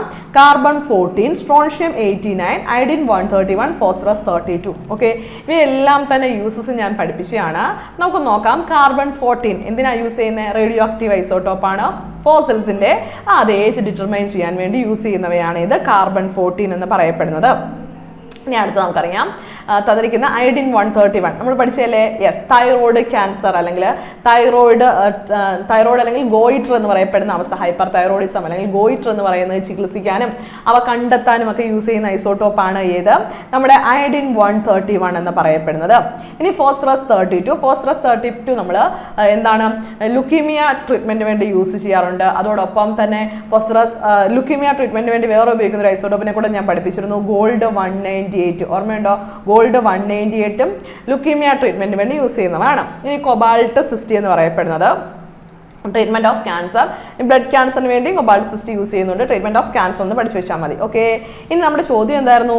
മെറ്റാസ്റ്റാറ്റിക് അല്ലെ, മെറ്റാസ്റ്റാറ്റിക് ബോൺ ക്യാൻസർ ക്യൂർ ചെയ്യാൻ വേണ്ടി യൂസ് ചെയ്യുന്ന ആരെയാണ്? ഓപ്ഷൻ ബി സ്ട്രോൺഷ്യം 89 ആണ്. അപ്പോൾ ബോൺ ക്യാൻസർ സ്ട്രോൺഷ്യം 89 പക്ക പഠിച്ചു വെച്ചേക്കണം കേട്ടോ. അപ്പോൾ സ്ട്രോൺഷ്യം 89 എന്ന് പറയപ്പെടുന്ന ബോൺ ക്യാൻസർ ട്രീറ്റ്മെന്റിന് വേണ്ടി യൂസ് ചെയ്യുന്ന ഐസോട്ടോപ്പാണ്. മറന്നുപോലെ ഐസോട്ടോപ്പുകളും അവയുടെ യൂസസും നല്ല രീതിയിൽ തന്നെ ഓർത്ത് വെച്ചേക്കുക. ഇപ്പോൾ നമ്മുടെ ഇൻഡസ്ട്രിയൽ പൈപ്പുകളിലൊക്കെ ഒരു ലീക്കേജ് ഉണ്ടാവുകയാണെങ്കിൽ സോഡിയം 24. പിന്നെ ആൻജിയോഗ്രാം ടെസ്റ്റ് ചെയ്യാൻ വേണ്ടി സോഡിയം 24 ആണ് യൂസ് ചെയ്യുന്നത്. ബ്രെയിൻ സ്കാൻ ചെയ്യാൻ വേണ്ടി യൂസ് ചെയ്യുന്നത് ടെക്നീഷ്യം 99 ആണ്. പിന്നെ നമ്മുടെ ന്യൂക്ലിയർ റിയാക്ടറിൽ ഫ്യൂവലായിട്ട് യൂസ് ചെയ്യുന്ന യുറേനിയം 235 ആണ്. അതുപോലെ തന്നെ കുറേ അധികം ഐസോട്ടോപ്പുകളുടെ പേരുകൾ നമ്മൾ പഠിച്ചിരുന്നു. ഓക്കെ, അയൺ 59 എന്തിനാണ് യൂസ് ചെയ്യുന്നത്? അനീമിയ ട്രീറ്റ്മെന്റിന് വേണ്ടി യൂസ് ചെയ്യുന്നതാണ് അയൺ 59. അങ്ങനെ കുറേ അധികം ഐസോട്ടോപ്പുകളുടെ പേരുകൾ പഠിച്ചിരുന്നു. ഇവയെല്ലാം തന്നെ എന്ത് ചെയ്യുക? നല്ല രീതിയിൽ ഓർത്ത് വെച്ചിരിക്കുക. ഇനി അടുത്തത് ഇനി എലമെന്റ്സിലേക്കാണ് പോകുന്നത്. Which of the following is not a radioactive element? ഇവിടെ തന്നിരിക്കുന്നതിൽ റേഡിയോ ആക്റ്റീവ് എലമെന്റ് അല്ലാത്തത് ഏതെന്നാണ്? Not a radioactive. പെട്ടെന്നുള്ള വായനയിൽ റേഡിയോ ആക്റ്റീവ് നോട്ട് കണ്ടില്ലെന്നുണ്ടെങ്കിൽ റേഡിയോ ആക്റ്റീവ് എലമെന്റ് ആദ്യം തന്നെ പ്ലൂട്ടോണിയം കിടക്കുന്നു. ആൻസറിലേക്ക് പോകാനുള്ള ചാൻസ് വളരെ കൂടുതലാണ്. അപ്പോൾ not a radioactive element എന്നാണ്. അപ്പോൾ നോട്ടുള്ള കാര്യം ഒന്ന് ശ്രദ്ധിച്ച് വെച്ചോണം കേട്ടോ. Not a radioactive element. Okay, option നോക്കിയേ. പ്ലൂട്ടോണിയം കുഴപ്പമുണ്ട്, ടൈറ്റാനിയം ഉണ്ട്, യുറാനിയം ഉണ്ട്, തോറിയം ഉണ്ട്. നമ്മൾ പഠിച്ചിരുന്നു, അതായത് പീരിയോഡിക് ടേബിളിൽ ടോപ്പിൽ നിന്ന് എന്താണ് ബോട്ടത്തിലേക്ക് വരുമ്പോൾ താഴെ ഭാഗത്തുള്ളവയാണ് റേഡിയോ ആക്റ്റീവ് ആയിട്ടുള്ള എലമെന്റ്സ് എന്ന് പഠിച്ചിട്ടുണ്ടല്ലേ. ടോപ്പ് ടു ബോട്ടം വരുമ്പോൾ ബോട്ടം ഭാഗത്താണ്, അതായത് പീരിയോഡിക് ടേബിളിന്റെ മുകളിൽ നിന്നും നമ്മൾ താഴേക്ക് വരികയാണ്. മുകളിൽ നിന്നും പീരിയോഡിക് ടേബിളിന്റെ അതായത് ടോപ്പിൽ നിന്ന് നമ്മൾ ബോട്ടത്തിലേക്ക് വരികയാണ്. അപ്പോൾ ഈ ഭാഗത്തേക്ക് വരുമ്പോൾ റേഡിയോ ആക്ടിവിറ്റി എന്ത് ചെയ്യുകയാണ്? ബോട്ടത്തിലങ്ങ് ഭയങ്കര കൂടുതലായിരിക്കും. എന്തായിരിക്കും? ഭയങ്കര കൂടുതലായിരിക്കും. എന്നാൽ ഈ ഭാഗത്ത് എന്തായിരിക്കും? ഭയങ്കരമായിട്ട് കുറവായിരിക്കും എന്നുള്ള കാര്യം ആലോചിക്കണം. ഭയങ്കര കുറവുമായിരിക്കും. ഇതറിയാവുന്ന ഒരു വ്യക്തിക്ക് എന്ത് ചെയ്യാൻ പറ്റും? പെട്ടെന്ന് നമുക്ക് ആൻസറിലേക്ക് എത്താൻ പറ്റും. ഇവിടെ തന്നിരിക്കുന്നതിനകത്ത് പീരിയോഡിക് ടേബിളിൽ ഗ്രൂപ്പുകളുടെ മുകൾ ഭാഗത്ത് വരുന്ന ഒരൊറ്റ എലമെന്റ് മാത്രമേ ഉള്ളൂ. ഏതാണത്? ടൈറ്റാനിയമാണ്. നമ്മൾ പഠിച്ചിരുന്നു പീരിയോഡിക് ടേബിളിൽ 4th ഗ്രൂപ്പിലായിട്ട് നമുക്ക് ആരെ കാണാം? ടൈറ്റാനിയത്തെ കാണാം. 4th ഗ്രൂപ്പിന്റെ പേരെന്താ? ടൈറ്റാനിയം ഫാമിലി എന്ന് പഠിച്ചിരുന്നു. അതിൽ നിന്ന് തന്നെ ഡയറക്റ്റ് ആൻസർ ആണ്. 4th ഗ്രൂപ്പിന്റെ പേരെന്താ? Titanium family. ഓർമ്മയില്ലേ? എല്ലാ ഗ്രൂപ്പിന്റെയും പേര് നമ്മൾ പഠിച്ചിരുന്നു. 4th ഗ്രൂപ്പിന്റെ പേരെന്താ? Titanium family. അതിൽ നമ്മൾ ഡയറക്റ്റ് ആൻസർ ആണ് എവിടെ എത്തി? നമ്മൾ ടൈറ്റാനിയത്തിൽ എത്തിയിരിക്കുകയാണ്. അപ്പം നമ്മുടെ ആൻസർ എന്താണ്? ടൈറ്റാനിയം എന്നുള്ളതാണ് നമ്മുടെ ആൻസർ ആയിട്ട് വരുന്നത്. ഇനി ശ്രദ്ധിക്കേണ്ട കാര്യം, പ്ലൂട്ടോണിയം, യുറാനിയം, തോറിയം ഇവയെല്ലാം തന്നെ എന്താണ്? പ്രധാനമായിട്ടും റേഡിയോ ആക്റ്റീവ് ആയിട്ടുള്ള എലമെന്റ്സ് ആണ് കേട്ടോ. യുറാനിയം ആണെങ്കിലും പ്ലൂട്ടോണിയം ആണെങ്കിലും തോറിയം ആണെങ്കിലും എല്ലാം റേഡിയോ ആക്റ്റീവായിട്ട് കാണപ്പെടുന്ന എലമെന്റ് ആണ് എന്നുള്ള കാര്യം ഓർത്ത് വെച്ചിരിക്കുക. അത്രേ ഉള്ളൂ. പെട്ടെന്ന് ആൻസറിലേക്ക് എത്താം. ഈ ഒരു കാര്യം, അതായത് പീരിയോഡിക് ട്രെൻഡ്സ് അറിയാമെന്നുണ്ടെങ്കിൽ പെട്ടെന്ന് നമുക്ക് ആൻസറിലേക്ക് എത്താൻ സാധിക്കുന്നതാണ്. ഇനി അടുത്തൊരു ക്വസ്റ്റ്യനിലേക്ക് വരാം. Okay, what is pitchblende related to? അപ്പോൾ പിച്ച് ബ്ലെൻഡ് എന്നറിയപ്പെടുന്നത് എന്തുമായിട്ട് ബന്ധപ്പെട്ടിരിക്കുന്നു? റേഡിയം, യുറാനിയം, തോറിയം, അതോടൊപ്പം തന്നെ പ്ലൂട്ടോണിയം. 4 ഓപ്ഷൻസ് ഉണ്ട്. അപ്പോൾ റേഡിയം ആണോ, യുറാനിയം ആണോ, തോറിയം ആണോ, അല്ലെന്നുണ്ടെങ്കിൽ പ്ലൂട്ടോണിയം ആണോ എന്താണ് പിച്ച് ബ്ലെൻഡുമായിട്ട് റിലേറ്റ് ചെയ്തിരിക്കുന്നതെന്നാണ് ചോദ്യം. പിച്ച് ബ്ലെൻഡിൽ നിന്നും പ്രധാനമായിട്ടും നമ്മൾ നിർമ്മിച്ചെടുക്കുന്നത് ഏത് എലമെന്റിനെയാണെന്ന് ചോദിച്ചു കഴിഞ്ഞാൽ അത് യുറാനിയത്തെയാണ്. ഏതാണ്? യുറാനിയത്തെയാണ്. ഓർത്ത് വെച്ചിരിക്കുക. ഇനി ഇവിടെ ഓപ്ഷനകത്ത് ഒരു കറപ്ഷൻ ഉണ്ട്. റേഡിയത്തെ നമുക്ക് എന്താ പിച്ച് ബ്ലെൻഡിൽ നിന്ന് ലഭിക്കാറുണ്ട്. അപ്പോൾ ഇവിടെ മെയിൻ ആയിട്ടുള്ള ആളെ ആയിരിക്കും ഉദ്ദേശിച്ചിരിക്കുന്നത്. മെയിൻ ആയിട്ട് ആരാന്ന് ചോദിച്ചു കഴിഞ്ഞാൽ യുറാനിയം തന്നെയാണ്. അപ്പോൾ നമ്മുടെ ആൻസർ ആയിട്ട് വരുന്ന ഏതാണ്? യുറാനിയമാണ്. ഓർത്ത് വെച്ചിരിക്കുക. അപ്പോൾ pitchblende is related to uranium എന്നുള്ളതാണ് നമ്മുടെ ആൻസർ ആയിട്ട് വരുന്നത്.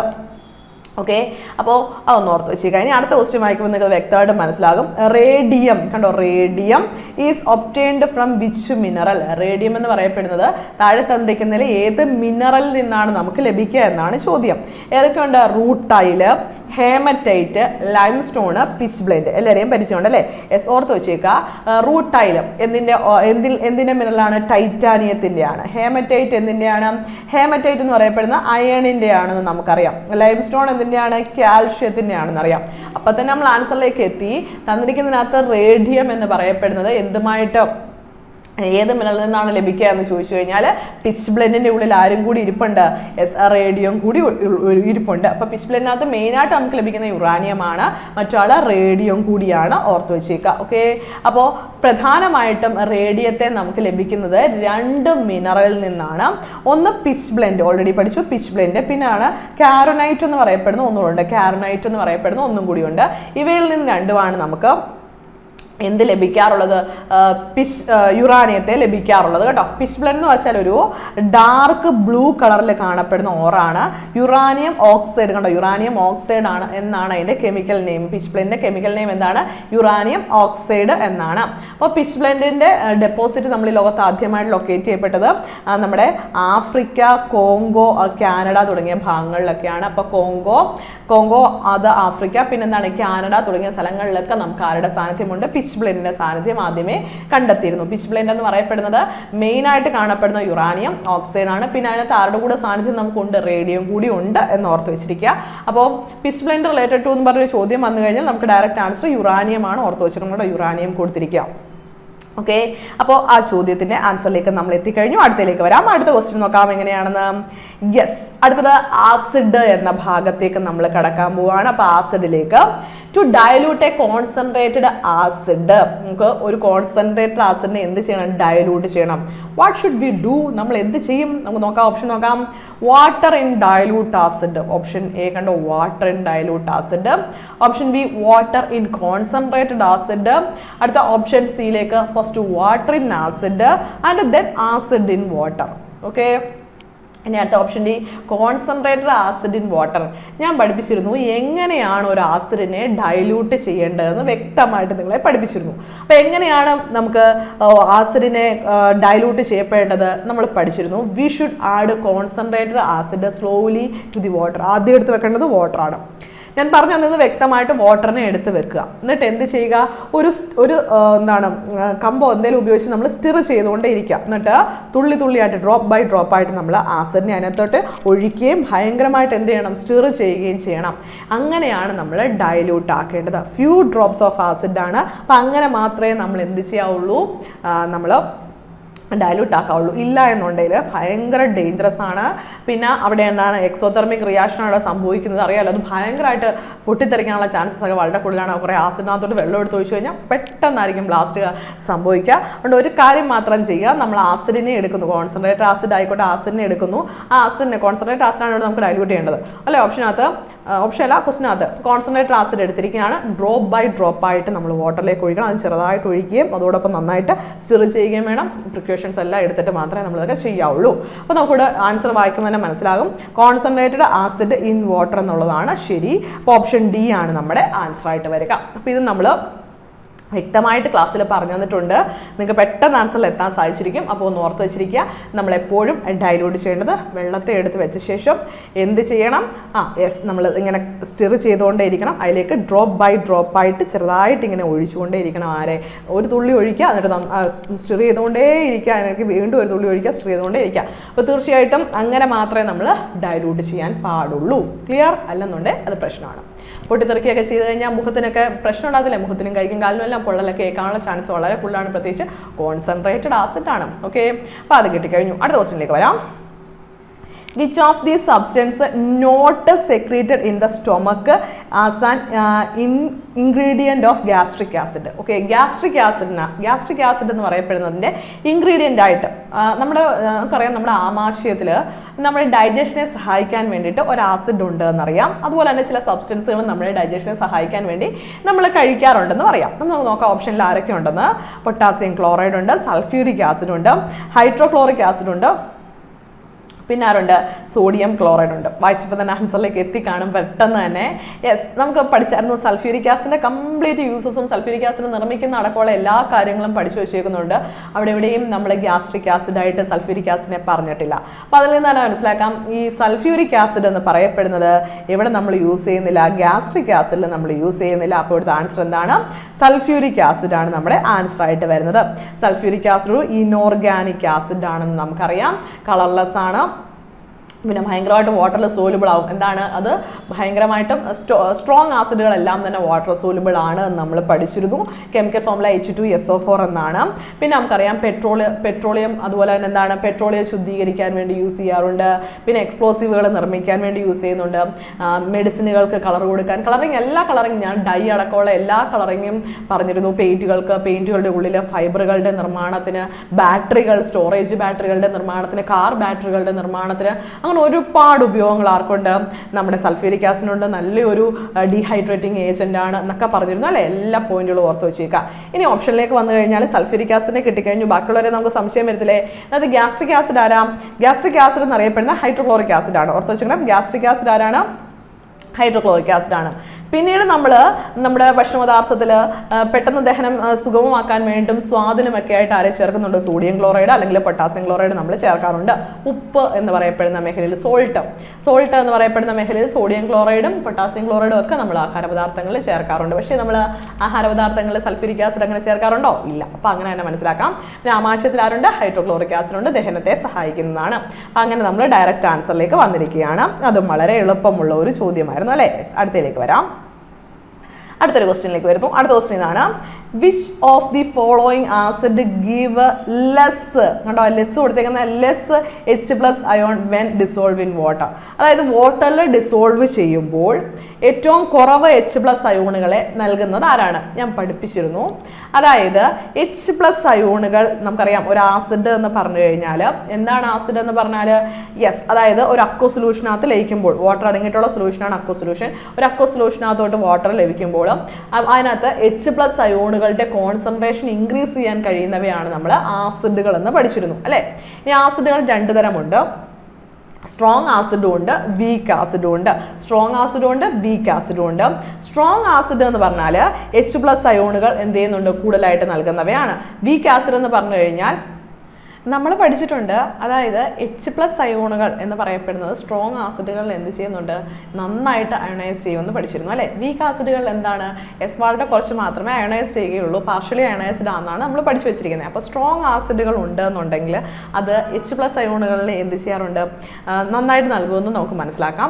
വീക്ക് ആസിഡ് ഉണ്ടെങ്കിൽ എന്തായിരിക്കും, ലെസ് ആയിട്ട് മാത്രമേ H+ അയോണുകളെ എന്ത് ചെയ്യത്തുള്ളൂ, വാട്ടറിൽ ഡിസോൾവ് ചെയ്യുമ്പോൾ ലിബറേറ്റ് ചെയ്യപ്പെടുകയുള്ളൂ എന്ന് നമുക്കറിയാം. ഓക്കെ, അപ്പോൾ അത് വെച്ചിട്ട് നമുക്ക് സ്ട്രോങ് ആസിഡുകൾ ഏതെങ്കിലും ഉണ്ടെങ്കിൽ അതിനെ ആദ്യം തന്നെ ഒഴിവാക്കാം. HNO3 സ്ട്രോങ് ആസിഡാണ് പഠിച്ചിരുന്നു. സ്ട്രോങ് ആസിഡുകൾക്ക് എക്സാമ്പിൾ പഠിച്ചപ്പോൾ നമ്മൾ നൈട്രിക് ആസിഡിനെ പഠിച്ചിരുന്നു. പിന്നെ സൾഫ്യൂരിക് ആസിഡ് സ്ട്രോങ് ആസിഡാണെന്ന് മനസ്സിലാക്കാം. HCl hydrochloric acid strong acid ആണ്. അപ്പോൾ ആരാണ്, H3COOH എന്ന് പറയുന്ന നമ്മുടെ അസറ്റിക് ആസിഡ് ആണ് ഇവിടെ ആൻസർ ആയിട്ട് വരുന്നത്. ശ്രദ്ധിച്ച് വെച്ചേക്കാം. അപ്പോൾ നമ്മൾ ഓൾറെഡി പഠിച്ചു വെച്ചിട്ടുണ്ട്. ദാണ്ട് ഇവിടെ വായിച്ചു നോക്കുക. നമ്മൾ strong acids are those acids that when added with the water are completely converted into H+ ion and anions. കണ്ടോ, H+ അയോണുകളായിട്ട് മാറുമെന്ന് കണ്ടോ, കംപ്ലീറ്റ്ലി എന്ത് ചെയ്യാറുണ്ട്, converted into H+ ions. എന്നാൽ വീക്ക് ആസിഡുകളിൽ എങ്ങനെയാണ് നമ്മൾ പഠിച്ചേക്കുന്നത്, that do not completely converted into H+ ions. അപ്പം ദാറ്റ് ഡു നോട്ട് കൺവേർട്ടഡ്, അതായത് ഓർത്ത് വെച്ചേക്കുക, H+ അയോണുകൾ എന്ന് പറയപ്പെടുന്ന ഏറ്റവും കൂടുതലും H+ അയോണായിട്ട് കൺവേർട്ട് ചെയ്യപ്പെടുന്ന സ്ട്രോങ് ആസിഡുകളാണ്. വീക്ക് ആസിഡുകൾ അങ്ങനെ കൺവേർട്ട് ചെയ്യപ്പെടുന്നില്ല എന്നാണ് ഇവിടെ പറഞ്ഞിരിക്കുന്നത്. അപ്പോൾ നമ്മൾ സ്ട്രോങ് ആസിഡും വീക്ക് ആസിഡും പഠിച്ച ഭാഗം എന്ത് ചെയ്യുക, നന്നായിട്ടൊന്ന് വായിച്ചു നോക്കുക. അപ്പോൾ നമുക്ക് വ്യക്തമായിട്ട് മനസ്സിലാക്കാൻ സാധിക്കും. ഓക്കെ ആണ്. അപ്പോൾ നമ്മൾ അടുത്ത ക്വസ്റ്റ്യനിലേക്ക് പോവാണ്. അടുത്ത ക്വസ്റ്റ്യൻ ഇതാണ്. ഇവിടെ തന്നിരിക്കുന്നവയിൽ നിന്ന് ഒന്നാമത്തെ question, the base change into the colour of universal indicator to dash colour. അപ്പോൾ നമുക്ക് യൂണിവേഴ്സൽ ഇൻഡിക്കേറ്ററുമായിട്ട് ബന്ധപ്പെട്ട ചോദ്യമാണ് വന്നിരിക്കുന്നത്. നമുക്ക് യൂണിവേഴ്സൽ ഇൻഡിക്കേറ്ററിൻ്റെ കളറാണ് മനസ്സിലാക്കേണ്ടത് അല്ലേ. അപ്പോൾ യെല്ലോ, ബ്ലൂ, ഗ്രീൻ, റെഡ് എന്നിവയുടെ തന്നിട്ടുണ്ട്. നമുക്കറിയാം the bases change to the colour of universal indicator to blue. Universal ഇൻഡിക്കേറ്ററിൽ ബ്ലൂ ആയിട്ടാണ് മാറുന്നതെന്ന് നമ്മൾ പഠിച്ചു വെച്ചിട്ടുണ്ട്. അപ്പോൾ ബേസുകളാണെങ്കിൽ യൂണിവേഴ്സൽ ഇൻഡിക്കേറ്റർ ഉപയോഗിച്ച് കഴിയുമ്പോഴത്തേക്കും ബ്ലൂ കളറിലേക്ക് മാറുന്നു. അപ്പോൾ ആൻസർ എന്താണ്, ബ്ലൂ ആണ്. അല്ലെങ്കിൽ തന്നെ നമുക്ക് വ്യക്തമായിട്ടറിയാം, ആസിഡുകൾ എന്ന് പറഞ്ഞാൽ എന്താണ്, ആസിഡുകൾ ചുവപ്പ് ലിറ്റ്മസിനെ ബ്ലൂ ലിറ്റ്മസിനെ എന്താക്കി മാറ്റുന്നവയാണ്, റെഡാക്കി മാറ്റുന്നവയാണ് ആസിഡുകൾ എന്ന് പഠിച്ചിട്ടുണ്ട്.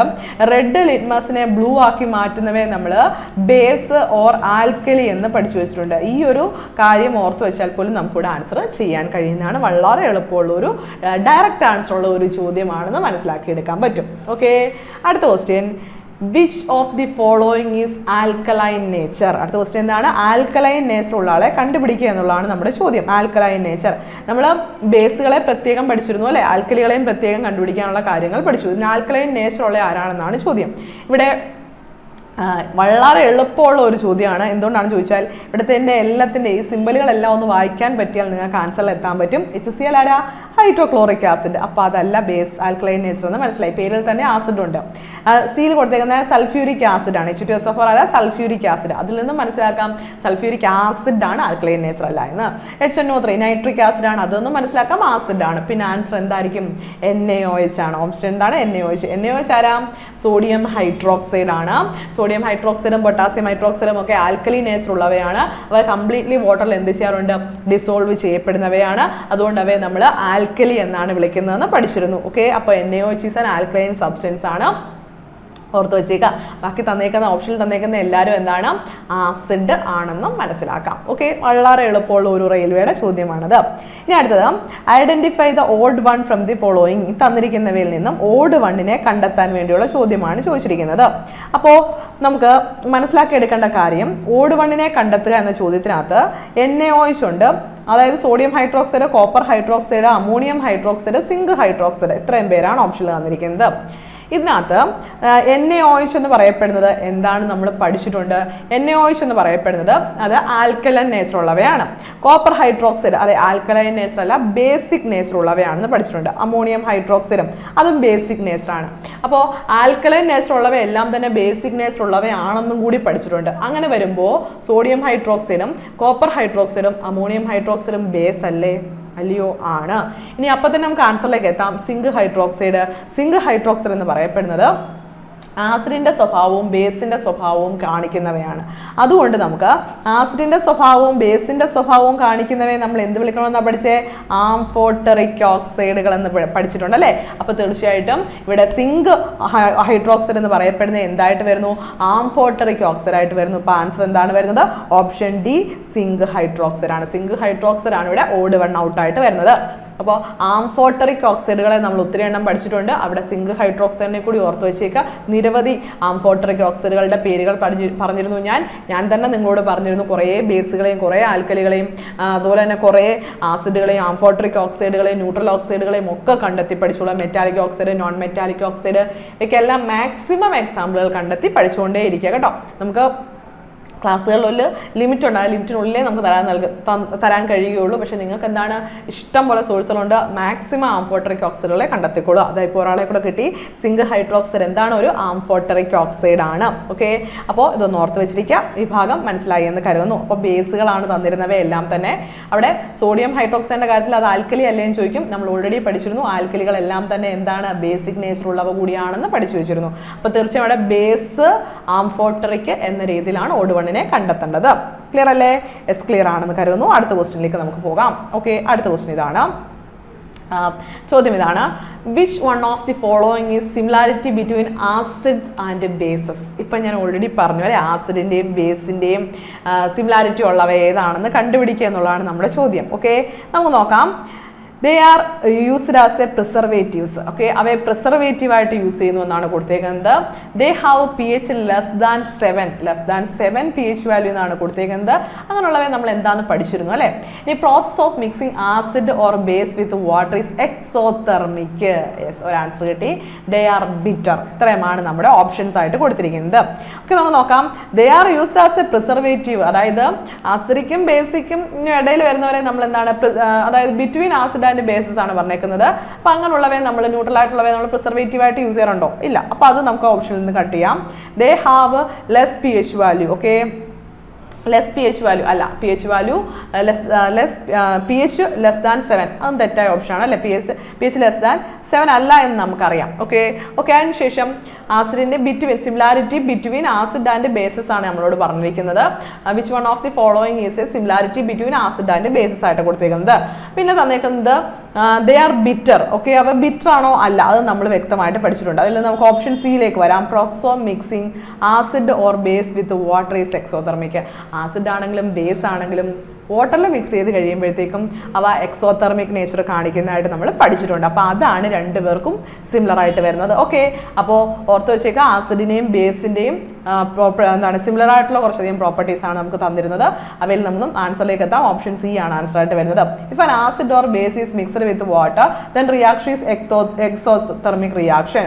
It is due to the hydration of constant ions and acids and bases greater the extents of hydration more than exothermic nature.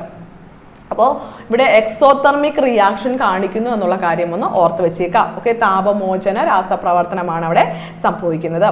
Clear ആയില്ലേ? യെസ്. അപ്പോൾ അടുത്ത ക്വസ്റ്റ്യനിലേക്ക് പോകാം. Dash is an amphoteric nature. Amphoteric nature ഉള്ള വീണ്ടും question വന്നിരിക്കുകയാണ്. Amphoteric nature. Okay, നമുക്കിവിടെ തന്നേക്കുന്ന നേരൊക്കെ sulphur dioxide, N2O nitrous oxide, CaO calcium oxide, ZnO നമ്മുടെ സിങ്ക് ഓക്സൈഡ്, ഇത്രയും പേരെയാണ് തന്നിരിക്കുന്നത്. ആംഫോട്ടറിക് നേച്ചർ ഉള്ളവയെ കണ്ടെത്താനാണ് ചോദ്യം. അപ്പോൾ നമുക്ക് നോക്കാം. സൾഫർ ഡയോക്സൈഡ് എന്താണ്? യെസ്, അതൊരു നോൺ മെറ്റാലിക് ഓക്സൈഡ് ആണ് അല്ലേ? നോൺ മെറ്റാലിക് ഓക്സൈഡ് ആണെന്ന് നമുക്കറിയാം. കാൽഷ്യം ഓക്സൈഡ് മെറ്റാലിക് ഓക്സൈഡ് ആണെന്നറിയാം. പിന്നെ അടുത്തത് നൈട്രസ് ഓക്സൈഡ് എന്താണ്? നോൺ മെറ്റാലിക് ഓക്സൈഡ് ആണെന്ന് അറിയാം. ഓക്കെ ആണ്. എന്നാൽ സിങ്ക് ഓക്സൈഡ് എന്താണ്? സിങ്ക് ഓക്സൈഡ് എന്ന് പറയപ്പെടുന്നത് ബേസിൻ്റെയും അതോടൊപ്പം തന്നെ ആസിഡിൻ്റെയും സ്വഭാവം കാണിക്കുന്ന ഒരു ഓക്സൈഡ് ആണ് അല്ലേ? ബേസിൻ്റെയും ആസിഡിൻ്റെയും സ്വഭാവം കാണിക്കുന്നവയാണ് എന്ന് മനസ്സിലാക്കാൻ സാധിക്കും. അതിൽ നിന്ന് സിങ്ക് ഓക്സൈഡ് എന്ന് പറയപ്പെടുന്നതാണ് ഇവിടെ ആൻസർ ആയിട്ട് വരുന്നത്. സിങ്ക് ഓക്സൈഡ് എന്താണ്? ഒരു ആംഫോട്ടറിക് നേച്ചർ ഉള്ളവയാണ്. സിങ്ക് ഓക്സൈഡും അലൂമിനിയം ഓക്സൈഡ് ഒക്കെ നമ്മൾ പഠിച്ചിരുന്നു അല്ലേ? അലൂമിനിയം ഓക്സൈഡ്, സിങ്ക് ഓക്സൈഡ് ഇവയെല്ലാം എന്താണ് ആംഫോട്ടറിക് ഓക്സൈഡുകൾക്ക് ഉദാഹരണമാണ്. ഇനി നമ്മളവിടെ നോൺ മെറ്റാലിക്കും അതോടൊപ്പം മെറ്റാലിക് ഓക്സൈഡുമായിട്ട് മാറ്റിയതിന് കാരണമുണ്ട്. അവിടെ ശ്രദ്ധിക്കേണ്ട കാര്യം മെറ്റാലിക് ഓക്സൈഡ് എന്ന് പറഞ്ഞു കഴിഞ്ഞാൽ മെറ്റാലിക് ഓക്സൈഡുകളെല്ലാം തന്നെ എന്താണ് ബേസിക് നേച്ചർ ഉള്ളവയാണ്. മെറ്റാലിക് ഓക്സൈഡുകൾക്കെല്ലാം ഏത് നേച്ചറേ ഉള്ളൂ? ബേസിക് നേച്ചറേ ഉള്ളൂ. ഓക്കെ, അവിടെ ആസിഡിന്റെ നേച്ചർ ഇല്ല. ഓക്കെ, ഇനി നോൺ മെറ്റാലിക് ഓക്സൈഡുകളോ? നോൺ മെറ്റാലിക് ഓക്സൈഡുകൾ വാട്ടറുമായിട്ട് റിയാക്ട് ചെയ്ത് ആസിഡുകളായിട്ട് മാറുകയുള്ളൂ. അപ്പൊ നോൺ മെറ്റാലിക് ഓക്സൈഡ് രണ്ടെണ്ണം ഉണ്ടല്ലോ, ആ രണ്ടും എന്താണ്? ആസിഡുകളായിട്ട് മാറുന്നവയാണ് എന്ന് പഠിക്കാം. ഓക്കെ, അപ്പോൾ അവിടെ ബേസിക് നേച്ചർ ഉള്ളത് മെറ്റാലിക് ഓക്സൈഡിനും ആസിഡിക് നേച്ചർ ഉള്ളവ നോൺ മെറ്റാലിക് ഓക്സൈഡുമാണ്. രണ്ട് നേച്ചർ ഒരുമിച്ച് വരുന്നവയാണ് എന്ത്? Amphoteric oxide. ആംഫോട്ടറിക് ഓക്സൈഡ് ഇവിടെ സിങ്ക് ഓക്സൈഡ് ആണ്. ക്ലിയർ ആയില്ലേ? യെസ്. അപ്പോൾ അടുത്ത ക്വസ്റ്റ്യനിലേക്ക് വരാം. അടുത്ത question, in dash Newlands arranged the known elements according to the increasing order of atomic masses and found that the properties of each 8 element are similar to the properties of the first element. നമ്മൾ വ്യക്തമായിട്ട് പഠിച്ച ഒരു ഭാഗമാണ് നമ്മുടെ classification of elements അല്ലേ. Periodic ടേബിളിലേക്ക് നമ്മൾ എത്തിയ ആ ഒരു വഴി നമ്മൾ വ്യക്തമായിട്ട് പഠിച്ചതാണ് അല്ലേ. സോ ഇവിടെ തന്നിരിക്കുന്നതിനകത്ത് ന്യൂലാൻഡ്സിന്റെ അറേഞ്ച്മെന്റിനെ കുറിച്ചാണ് പറഞ്ഞേക്കുന്നത്. അത് ഏത് വർഷമാണ് എന്ന് കണ്ടെത്തണം. ഏത് വർഷം എന്നാണ് കണ്ടുപിടിക്കേണ്ടത്. ഓപ്ഷനിൽ 1860 ഉണ്ട്, 1964 ഉണ്ട്, 1844 ഉണ്ട്, 1864 ഉണ്ട്. ഓക്കെ ആണ്. അപ്പോൾ ഓപ്ഷനിൽ നിന്ന് നമുക്ക് 19 അല്ല എന്ന് മനസ്സിലാക്കി 1964 നമുക്ക് അങ്ങ് ഒഴിവാക്കാം. ഓക്കെ, അപ്പോൾ 1964 നമ്മൾ ഒഴിവാക്കിയിട്ടുണ്ട്. 18 ഉള്ള ഒരു ആൻസർ ആയിരിക്കും ആൻസറായിട്ട് വരിക എന്നുള്ള കാര്യവും നമുക്കറിയാം. ഓക്കെ, ഇത് എന്തുമായിട്ട് ബന്ധപ്പെട്ടുള്ള ചോദ്യമാണ്? യെസ്, ഇതാണ് ശ്രദ്ധിച്ചേ. ഇതാണ് 8th element are similar to the properties of the first element. അതായത് നമ്മൾ എന്ത് ചെയ്യുന്നു? 7 വീതം എലമെന്റ്സിനെ അറേഞ്ച് ചെയ്യുകയാണ്. 7 വീതം എലമെന്റ്സിനെ അറേഞ്ച് ചെയ്ത ശേഷം 8ാമത്തെ എലമെന്റിന് ഫസ്റ്റ് എലമെന്റിന്റെ അതേ പ്രോപ്പർട്ടീസ് കാണിക്കുന്നു. ഇനി എന്താ വിളിച്ചേ? ലോ ഓഫ് ഒക്ടേവ്സ് എന്ന് വിളിച്ചു. ഓർമ്മയില്ലേ? Law of octaves. ഇത് പഠിക്കാൻ വേണ്ടി നമ്മൾ സരിഗമ പദനിസ പഠിച്ചു. ഓർമ്മയില്ലേ? സ രി ഗ മ പ ധ നി സ. സ ആണ് 8ാമത്തെ സ്വരം, ആദ്യത്തെ സ്വരവും സ തന്നെയാണ്. ഓക്കെ, അപ്പോൾ 8ാമത്തെ സ്വരം തന്നെയാണ് 1ാമത്തെ സ്വരവും. അതായത് 8ാമത്തെ സ്വരത്തിന്റെ അതേ സ്വഭാവം തന്നെ ആരും കാണിക്കുന്നു? 1ാമത്തെ സ്വരവും കാണിക്കുന്നതായിട്ട് നമ്മൾ പഠിച്ചിരുന്നു. അപ്പോൾ തീർച്ചയായിട്ടും ഇതാണ് law of octaves. Law of octaves പുറത്തിറങ്ങിയ വർഷം ഏതെന്ന് ചോദിച്ചു കഴിഞ്ഞാൽ നമുക്കറിയാം 1864, 1865 എന്നിങ്ങനെയാണ് നമ്മൾ പഠിക്കേണ്ടത്. 1864, 65 ആണ്. അപ്പോൾ ഇതിനകത്ത് ഓപ്ഷനകത്ത് 64 കൊടുക്കുന്നതുകൊണ്ട് ആൻസർ ആയിട്ട് വരാം. ഇനി ചില പുസ്തകങ്ങളിൽ 1866 ഓപ്ഷനിലായിട്ട് കണ്ടിട്ടുണ്ട്. അപ്പോൾ അത് ഓപ്ഷനിലില്ല. അപ്പോൾ ശ്രദ്ധിക്കുക, 1864ഉം 65ഓ 66ഓ കണ്ടാൽ ശരി തന്നെയാണ്. ഓക്കെ, 3 പേരോട് ഒരുമിച്ച് ഓപ്ഷനിൽ വരില്ല. ശ്രദ്ധിക്കുക, എവിടെ കണ്ടോ 1860 കണ്ടിട്ട് എന്തോരം ദൂരം കൊടുത്തിട്ടാണ് 1864 കൊടുത്തേക്കുന്നത്. അപ്പോൾ ഓർത്തേക്കുക 18ലാണെന്നുള്ള കാര്യം ആദ്യം മനസ്സിലാക്കുക. 1866 കണ്ടാലോ 64 കണ്ടാലോ 65 കണ്ടാലോ ശരി തന്നെയാണ്. അപ്പോൾ 1864 65 കാലഘട്ടം അല്ലെന്നുണ്ടെങ്കിൽ 66ലാണ് നമ്മൾ ലോ ഓഫ് ഒക്ടേവ്സ് പുറത്തേക്ക് വരുന്നത്. ഓപ്ഷനിൽ 64 ആണ്. നമ്മുടെ ആൻസർ എന്താണ്? 1864 ആണ്. അപ്പോൾ ഓർത്ത് വെച്ചേക്കാം, നമ്മുടെ RRB പരീക്ഷകളുടെ ആൻസർ 1864 ആണ്. ഓക്കെ, ലോ ഓഫ് ഒക്ടേവ്സ് ആണ്. ജോൺ ന്യൂലാൻഡ്സ് ആണ് ഒക്ടേവ്സ് കൊണ്ടുവന്നത്. ഓർത്ത് വെച്ചേക്കണം. എന്തിൻ്റെയൊക്കെ അടിസ്ഥാനത്തിലാണെന്ന് ചോദിച്ചാൽ increasing order of atomic mass and similar properties. Okay, അപ്പോൾ increasing order of atomic mass and കുറച്ചധികം പ്രോപ്പർട്ടീസ്, ഫിസിക്കൽ ആൻഡ് കെമിക്കൽ പ്രോപ്പർട്ടീസിൻ്റെ ബേസിസിലാണ് നമ്മൾ ലോ ഓഫ് ഒക്ടേവ്സ് അവതരിപ്പിച്ചത്. അപ്പോൾ 1864 ആണ് RRB എക്സാമിന് വേണ്ടിയിട്ട് ഓപ്ഷനിൽ ഉണ്ടായിരുന്നത്. ഓക്കെ, അപ്പോൾ ന്യൂലാൻഡ്സ് ആണ് ലോ ഓഫ് ഒക്ടേവ്സ് കൊണ്ടുവന്ന പ്രിൻസിപ്പിൾസ് ഓഫ് ഒക്ടേവ്. ഓർത്ത് വെച്ചിരിക്കണം കേട്ടോ. യെസ്, അപ്പോൾ ഈ ക്ലാസിഫിക്കേഷൻ മറന്നു പോകരുത്. ക്ലിയർ ആയില്ലേ? യെസ്, ക്ലിയർ ആയി എന്ന് കരുതുന്നു. അടുത്ത ക്വസ്റ്റ്യനിലേക്ക് വരാം. Who invented the periodic table? എളുപ്പമുള്ള മറ്റൊരു ചോദ്യം. പീരിയോഡിക് ടേബിൾ ആരാണ് കണ്ടെത്തിയത്? ഓപ്ഷൻസ് വായിച്ചാലോ? ഓപ്ഷൻസ് വായിക്കേ വേണ്ട, നിങ്ങളുടെ ആൻസർ മനസ്സിൽ വന്നെന്ന് എനിക്കറിയാം. ഓപ്ഷൻ ആദ്യം തന്നെ കൊടുത്തിട്ടുണ്ട് Dmitri Mendeleev, Louis Pasteur, Madame Curie, Antony Lavoisier. എല്ലാവരും ഉണ്ട് ഓപ്ഷനിൽ. കണ്ടോ, ലൂയിസ് പാസ്ചർ എന്തായിരിക്കും കിട്ടത്? ചുമ്മാ തെറ്റിക്കായിരിക്കും അല്ലേ. ഓക്കെ, ആന്റണി ലവോസിയർ കിടക്കുന്നുണ്ട്. അത് ആദ്യം കൊടുത്തിരുന്നെങ്കിൽ നിങ്ങൾ എന്താണെന്ന് ചിന്തിച്ചാൽ ദൈവമേ പീരിയോഡിക് ടേബിളുമായി ബന്ധപ്പെട്ടായിരുന്നോ പഠിച്ചത് എന്നൊരു ചിന്ത വരത്തില്ലേ. പക്ഷേ ഇവിടെ ഡയറക്റ്റ് ആൻസർ ആണ്. നിങ്ങൾ ക്വസ്റ്റ്യൻ വായിക്കുന്നു, ഡയറക്റ്റ് ആൻസറിലേക്ക് കടക്കുന്നു, അത്രേ ഉള്ളൂ. Who invented the periodic table എന്ന് പറയപ്പെടുന്നത് പല പരീക്ഷകൾക്കായിട്ട് റെയിൽവേ നമ്മളോട് ചോദിച്ചിട്ടുണ്ട്, പല തവണ ചോദിച്ചിട്ടുണ്ട്. അപ്പോൾ ആൻസർ എന്താണ്? ദിമിത്രി മെൻഡലീവ് ആണ് നമ്മുടെ ആൻസർ. ഇവിടെ പഠിക്കാൻ വേണ്ടി പ്രത്യേകിച്ച് ഒന്നുമില്ല. Dmitri Mendeleev. നമ്മുടെ ഫസ്റ്റ് പീരിയോഡിക് ടേബിൾ എന്നാ പുറത്തിറങ്ങിയത്? ഗാന്ധിജി ജനിച്ച വർഷം എന്നായിരുന്നു? അത് 1869. ഓർമ്മയുണ്ടെന്ന് കരുതുന്നു. ഫസ്റ്റ് പീരിയോഡിക് ലോ നമ്മൾ പഠിച്ചിരുന്നു. ഓർമ്മയുണ്ടോ? The physical and chemical properties of elements in the periodic functions of their atomic wait. അപ്പോൾ അറ്റോമിക് വെയിറ്റ് ആണ് ഓർത്തോണം കേട്ടോ.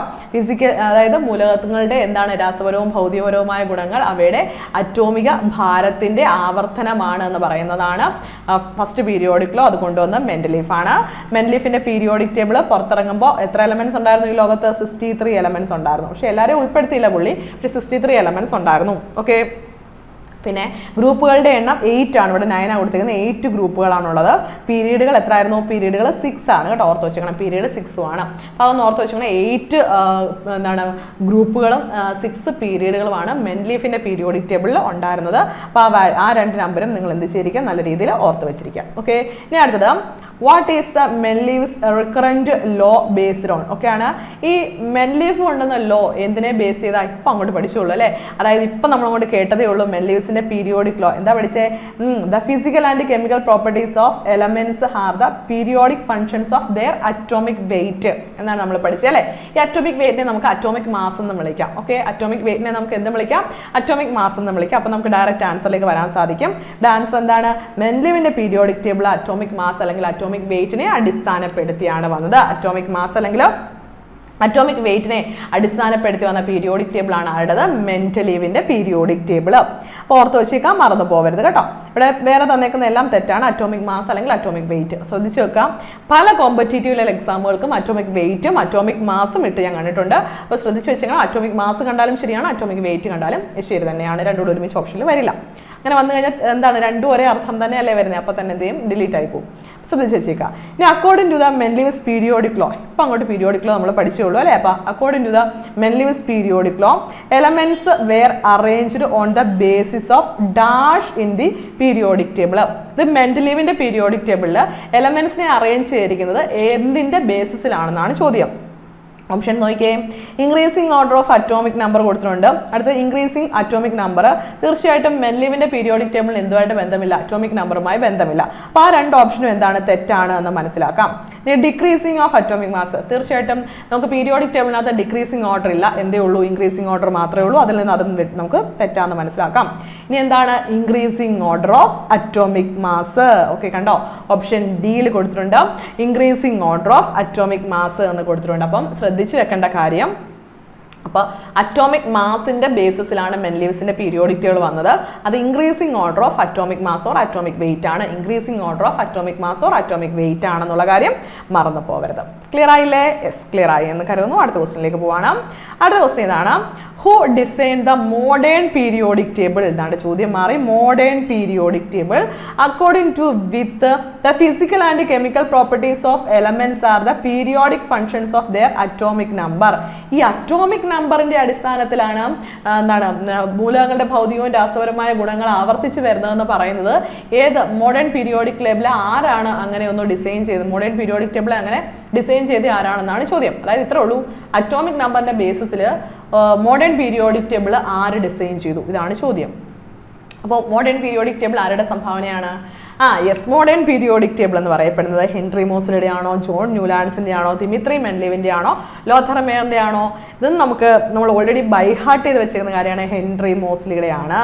അപ്പോൾ തീർച്ചയായും ഓർത്ത് വെച്ചണം, ഹെൻറി മോസ്ലിയാണ് നമ്മുടെ മോഡേൺ പീരിയോഡിക് ടേബിൾ നിർമ്മിച്ചിരിക്കുന്നത്. ആ periodic law, modern periodic law ആണ് നിങ്ങൾ ഇപ്പോൾ കേട്ടത്. മോഡേൺ പീരിയോഡിക് ലോ എന്താണ്? The physical and chemical properties of elements are the periodic functions of their atomic number. Atomic number എന്ന് ലാസ്റ്റിൽ കണ്ടാൽ അത് മോഡേൺ പീരിയോഡിക് ലോ. അവിടെ അറ്റോമിക് വെയിറ്റ് എന്നോ അറ്റോമിക് മാസ് എന്നോ കണ്ടാൽ അതെന്തായിരിക്കും? First periodic law. ഓക്കെ, അപ്പോൾ അതൊന്ന് ശ്രദ്ധിച്ച് വെച്ചോണം കേട്ടോ. ഒറ്റ വാക്കിന്റെ വ്യത്യാസമേ ഉള്ളൂ. അപ്പോൾ അതൊന്ന് നന്നായിട്ട് ശ്രദ്ധിച്ച് വെച്ചേക്കാം, മറന്നു പോകരുത്. ഓക്കെ, അടുത്തൊരു ക്വസ്റ്റ്യനിലേക്ക് പോകാം. Which of the following states that the properties of elements are the periodic functions of their atomic number? കണ്ടോ, ഞാനിപ്പോൾ അങ്ങോട്ട് പറഞ്ഞു നിർത്തിയതേ ഉള്ളൂ.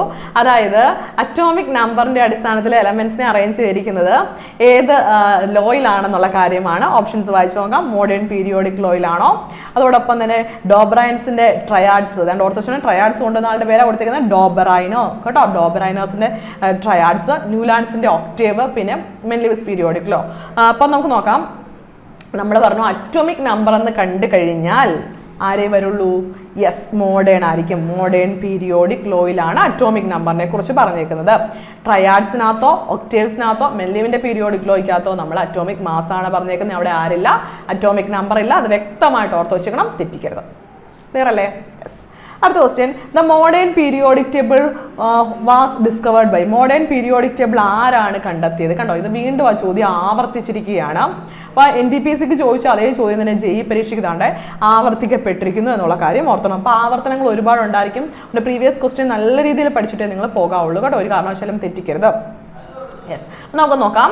ആരാണ്? ബോറിനെ കൊടുത്തിട്ടുണ്ട്, മെൻലിവിനെ കൊടുത്തിട്ടുണ്ട്, ഐൻസ്റ്റീനെ കൊടുത്തിട്ടുണ്ട്, മോസ്ലിയെ കൊടുത്തിട്ടുണ്ട്. അപ്പോൾ ആൻസർ എന്താണ്? Henry Moseley. ഓൾറെഡി പറഞ്ഞു, ഹെൻറി മോസ്ലി. ഹെൻറി മോസ്ലിയുടെ സ്പെല്ലിംഗ് എന്നോട് കറക്റ്റ് ആയിട്ട് കൊടുത്തിട്ടുണ്ട് പരീക്ഷയ്ക്ക്. ആദ്യത്തെ ക്വസ്റ്റിനകത്ത് മോസ്ലിക്ക് Z കൊടുത്തിരുന്നു അല്ലേ? അപ്പോൾ ഹെൻറി മോസ്ലി എന്ന് പറയപ്പെടുന്ന സയന്റിസ്റ്റ് ആണ് മോഡേൺ പീരിയോഡിക് ടേബിൾ ഡിസ്കവേർഡ് ചെയ്തത് കേട്ടോ. അപ്പോൾ മോഡേൺ പീരിയോഡിക് ടേബിൾ കണ്ടെത്തിയാളുടെ പേര് എന്താണ്? ഹെൻറി മോസ്ലി ആണ് കേട്ടോ. ചോദ്യം റിപ്പീറ്റ് വരുന്നുണ്ടോ? അപ്പോൾ നല്ല രീതിയിൽ നോക്കിക്കോണേ. അടുത്ത ക്വസ്റ്റ്യൻസിലേക്ക് പോവാം. അപ്പോൾ അടുത്ത ക്വസ്റ്റ്യനിലേക്ക് വന്നു കഴിഞ്ഞാൽ, the atomic number of lanthanides is in the dash range. നമ്മൾ ലാന്തനൈഡും ആക്ടിനൈഡും സീരീസ് വ്യക്തമായിട്ട് പഠിച്ചതാണ്. അപ്പോൾ ലാന്തനൈഡുകൾ എവിടെ മുതൽ എവിടെ വരെയാണ് എന്നുള്ള ചോദ്യമാണ് വന്നിരിക്കുന്നത്. ഓപ്ഷൻസ് വായിക്കാം. 90 to 103 ഉണ്ട്, 89 to 102 ഉണ്ട്, 58 to 71 ഉണ്ട്, 57 to 70 ഉണ്ട്. അപ്പോൾ ഇതിൽ ആൻസർ ആയിട്ട് വരുന്നത് എന്താണ്? നമ്മൾ പഠിച്ചിരുന്നു 71 ആണ് ലാസ്റ്റ് പറഞ്ഞതെന്ന് അറിയാം. ഓക്കെ, 71 വരെയാണ്. എവിടെ മുതലാണ്? 57 to 71 ആണ്. പക്ഷേ ഈ 57 to 71 ഓപ്ഷനിലില്ല. അപ്പോൾ 71 അവസാനിക്കുന്ന ഒരാൾ കൊടുത്തിട്ടുണ്ട്. ആരാണ്? 58 to 71 കൊടുത്തിട്ടുണ്ട്. അപ്പോൾ അത് നമുക്ക് ആൻസർ ആയിട്ട് എടുക്കാം. അപ്പോൾ ഓപ്ഷൻ സി 57 to 71 എടുക്കാം. ഓക്കെ, 57 to 71 ആണ് ശരിക്കും പറഞ്ഞാൽ വരേണ്ടത്. ലന്ധാനം എന്ന് പറയപ്പെടുന്നത് 57th എലമെന്റ് ആണ്. അപ്പോൾ ഓർത്ത് വെച്ചേക്കണം, 58 മുതൽ 71 വരെയാണ് ഇവിടെ പറഞ്ഞേക്കുന്നത്. അത് ശരിയാണ് കേട്ടോ. അപ്പം ഇത് എടുക്കരുത്, ഇത് തെറ്റാണ് കേട്ടോ. 57 to 70 അല്ല, 71 അവസാനിച്ചിരിക്കണം കേട്ടോ. അപ്പോൾ നമുക്ക് ലാന്തനൈഡ് റേഞ്ച് എന്ന് പറയപ്പെടുന്ന ഇവിടെ മുതലാണ് 58 മുതൽ 71 വരെയാണ് ഓപ്ഷനിൽ കൊടുത്തേക്കുന്നത്. അപ്പോൾ അതങ്ങ് പഠിച്ചോളൂ. അപ്പോൾ RRB പരീക്ഷയ്ക്ക് ലാന്തനൈഡ് സീരീസ് എന്ന് വെച്ചാൽ 58 to 71 ആണ്. ഓക്കെ ആണ്. ഇനി അടുത്ത നമുക്ക് ആക്ടിനൈഡ് സീരീസ് പഠിച്ചിരുന്നു. 89 to 103 എന്നാണ് ഞാൻ പഠിപ്പിച്ചിരുന്നത്. 89 ആണ് ആക്ടീനിയം എന്ന് പറയപ്പെടുന്നത്. അതാണ് റൈറ്റ് ആയിട്ട് വരുന്നത്. പക്ഷേ അവർ ഒരു എലമെന്റിനെ എന്ത് ചെയ്യുന്നു? കളഞ്ഞിട്ടാണ് പറയുന്നത്. അപ്പോൾ ആക്ടീനിയത്തെയും ലന്ധാനത്തെയും ഒഴിവാക്കിയിട്ട് തന്നെയാണ് സീരീസ് പറയുന്നത്. അപ്പോൾ ആക്ടിനൈഡ് സീരീസ് എന്ന് വെച്ചാൽ 90 to 103 എന്നങ്ങ് പഠിച്ചോണം കേട്ടോ. 90 to 103 എന്ന് പഠിച്ചേക്കണം, മറക്കല്ല. അപ്പോൾ ലാന്തനോഡ്സും ആക്ടിനോഡ്സും വ്യക്തമായി തന്നെ ഓർത്ത് വെച്ചേക്കണം. എത്ര എലമെന്റ്സ് ഉണ്ട്, അത് എവിടെ മുതൽ എവിടെ വരെയാണെന്നുള്ള കാര്യം നമ്മൾ പീരിയോഡിക് ടേബിൾ എടുത്ത ക്ലാസ്സിൽ പറഞ്ഞു തന്നെയാണ്. വ്യക്തമായിട്ടൊന്ന് കേട്ട് പഠിച്ചിരിക്കുക, മറക്കില്ല എന്ന് വിശ്വസിക്കുന്നു. അടുത്ത ക്വസ്റ്റ്യനിലേക്ക് പോകാം. അടുത്ത ക്വസ്റ്റ്യൻ ആണ്, in the modern periodic table dash and dash each of the period has 2 metalloids. അതായത് 2 മെറ്റലോയിഡ്സ് വീതം ഉള്ളത് ഏതൊക്കെ പീരീഡുകളിലാണ് എന്നുള്ളതാണ് ചോദ്യം. അപ്പം മെറ്റലോയിഡ്സ് എന്ന് പറയപ്പെടുന്ന മേഖലയിൽ നിന്നുള്ള ചോദ്യമാണ് വന്നിരിക്കുന്നത്. അപ്പോൾ ഓർത്ത് വെച്ചേക്കണം, മെറ്റലോയിഡ്സ് എന്ന് പറയപ്പെടുന്നത് തന്നിരിക്കുന്നതിനകത്ത് 5, 6, അതോടൊപ്പം തന്നെ 3, 4, 6, 7, 4, 5 എന്നിങ്ങനെയാണ് കൊടുത്തേക്കുന്നത്. അപ്പോൾ പീരീഡുകളുടെ ഉള്ളിൽ 2 മെറ്റലോയിഡ്സിനെ കാണപ്പെടുന്നവയാണ് നമ്മളോട് ചോദ്യം വന്നിരിക്കുന്നത്. അപ്പോൾ നമ്മൾ മനസ്സിലാക്കേണ്ട കാര്യം, ഇവിടെ ആൻസർ മെറ്റലോയിഡ്സ് എന്ന ഭാഗം നമ്മൾ എടുത്തതാണ്. അപ്പോൾ ആ ഒരു ഭാഗം നിങ്ങൾ നല്ല രീതിയിൽ ഒന്ന് നോക്കിയാൽ നമുക്ക് മനസ്സിലാകും. ഇവിടെ ഓപ്ഷൻ ഡി ആണ് ആൻസർ ആയിട്ട് വരുന്നത്. Modern periodic table they are 2 metalloids in the 4 and 5 periods. 4ാമത്തെ പീരീഡിലും 5ാമത്തെ പീരീഡിലും നമുക്ക് 2 വീതം മെറ്റലോയിഡ്സിനെ കാണാൻ സാധിക്കുന്നുണ്ട്.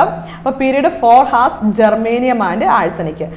പീരീഡ് എന്ന് വെച്ചാൽ ലെഫ്റ്റ് ടു റൈറ്റ് വരയ്ക്കുന്നതാണ് പീരിയോഡിക് ടേബിളിൽ.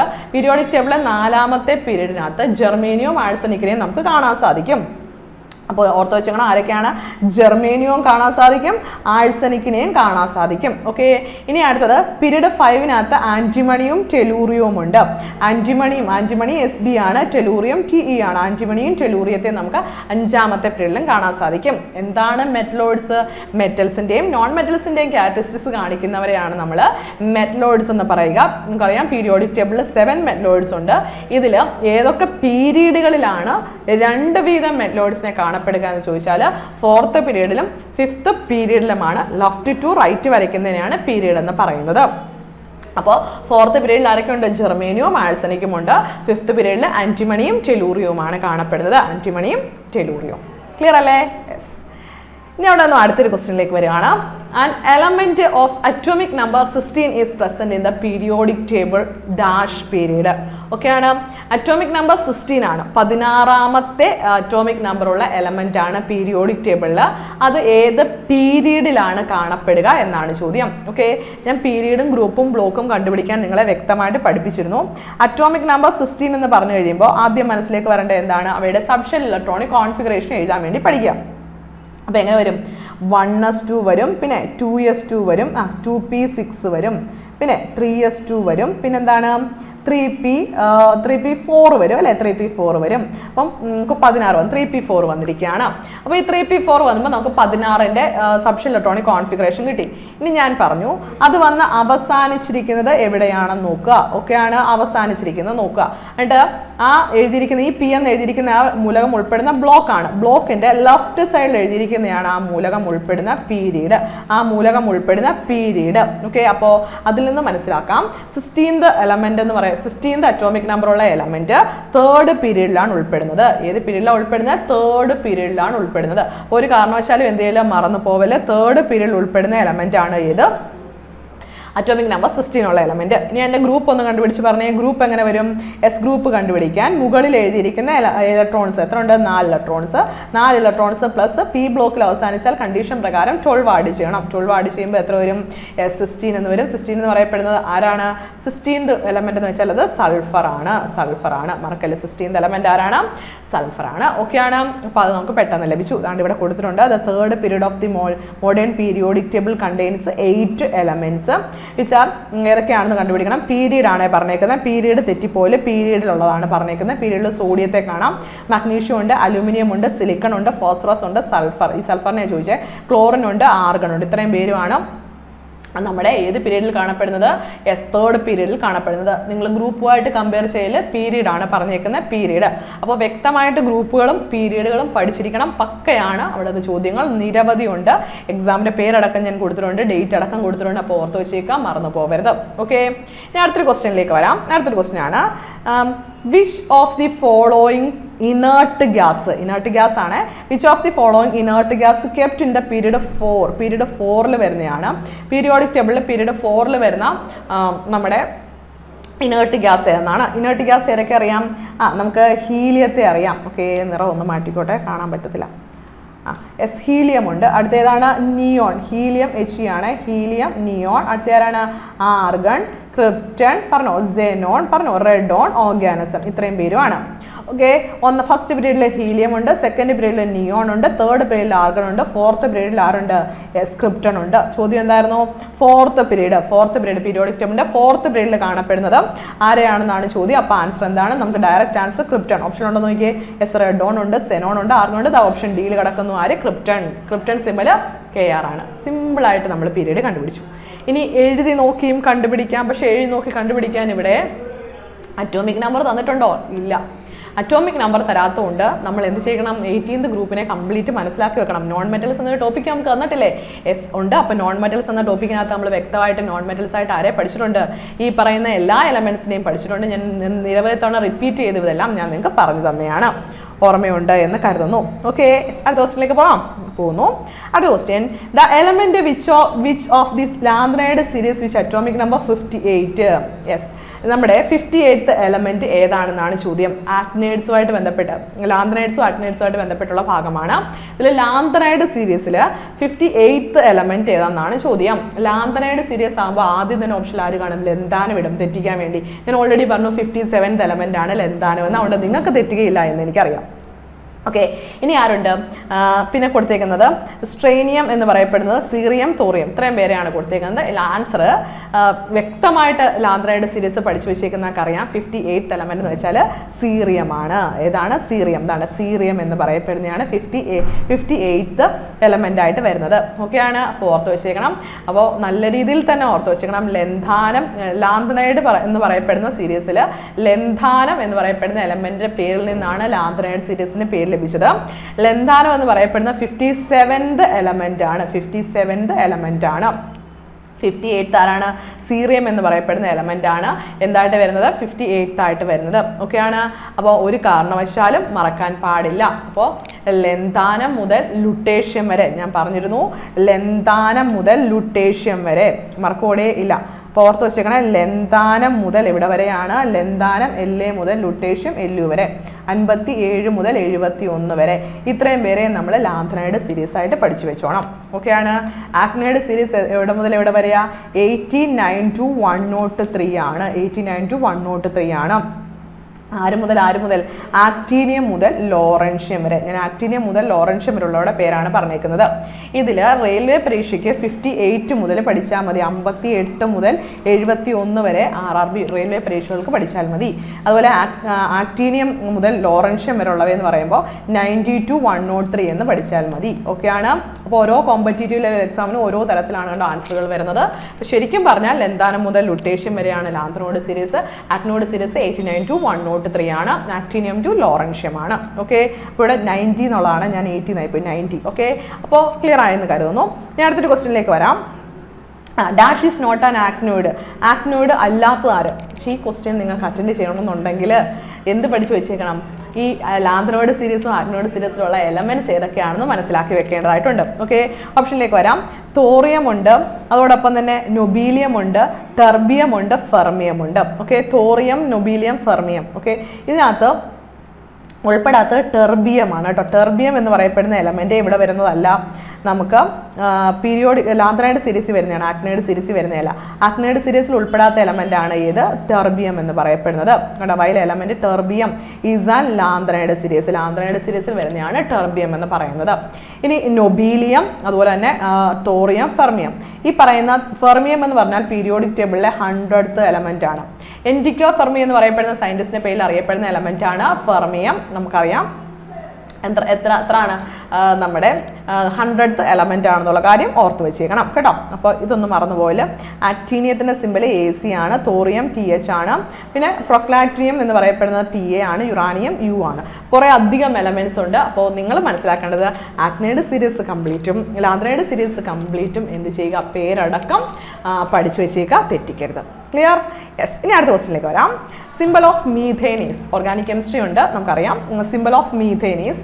മീഥേൻ്റെ സിമ്പൽ എന്താണ് ചോദ്യം? വളരെ എളുപ്പമുള്ള ഒരു ചോദ്യമാണ് ഞാൻ ഓർഗാനിക് കെമിസ്ട്രിയിൽ നിന്നും പിക്ക് ചെയ്ത്.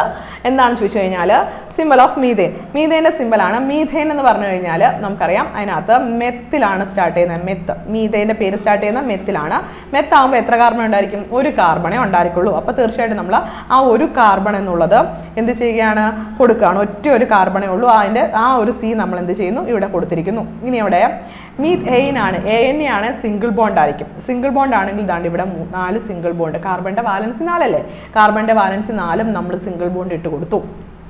ഇനി അവിടെ ആരെ ഫില്ല് ചെയ്യണം? ഹൈഡ്രജനെ ഫില്ല് ചെയ്യണം. അപ്പോൾ വാലൻസി കംപ്ലീറ്റ് ആകും. നമ്മുടെ ഹൈഡ്രജനെ ഫില്ല് ചെയ്തു. ഓക്കെ. അപ്പോൾ എത്ര കാർബൺ ഉണ്ട് ഇവിടെ? ഒരു കാർബണും 4 ഹൈഡ്രജനും കൂടെ വരുന്നതാണ് ആര്? മീഥെയിൻ എന്ന് പറയപ്പെടുന്നത്. ഓപ്ഷനിൽ CH4 ഉണ്ടോ നോക്കിയേ? ഉണ്ട്. ഓപ്ഷൻ ഡിയിലായിട്ട് ആരെ കാണാം? CH4നെ നമുക്ക് കാണാൻ സാധിക്കും. അപ്പോൾ ആൻസർ എന്താണ്? CH4 ആണ്, മീഥെയിൻ. ഓക്കെ ആണ്. ഓർത്ത് വെച്ചേക്കണം, മീഥെയിൻ എന്ന് പറയപ്പെടുന്ന ഒരു ഗ്രീൻ ഹൗസ് ഗ്യാസ് ആണെന്ന് കൂടി ഓർത്തോണം. നല്ലൊരു ഫ്യൂവൽ ആണെന്നുള്ള കാര്യം ആലോചിച്ചോളുക, മറന്നു പോകരുത്. ഓക്കെ. ഒരു ഹൈഡ്രോ കാർബൺ ആണ്.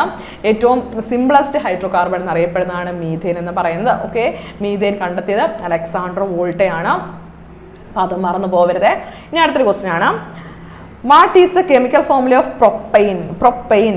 ഓക്കെ ആണ്. പ്രൊപ്പൈൻ ആണ് ചോദിച്ചേക്കുന്നത്. ഇതും നമുക്ക് പെട്ടെന്ന് ആൻസർ കിട്ടും.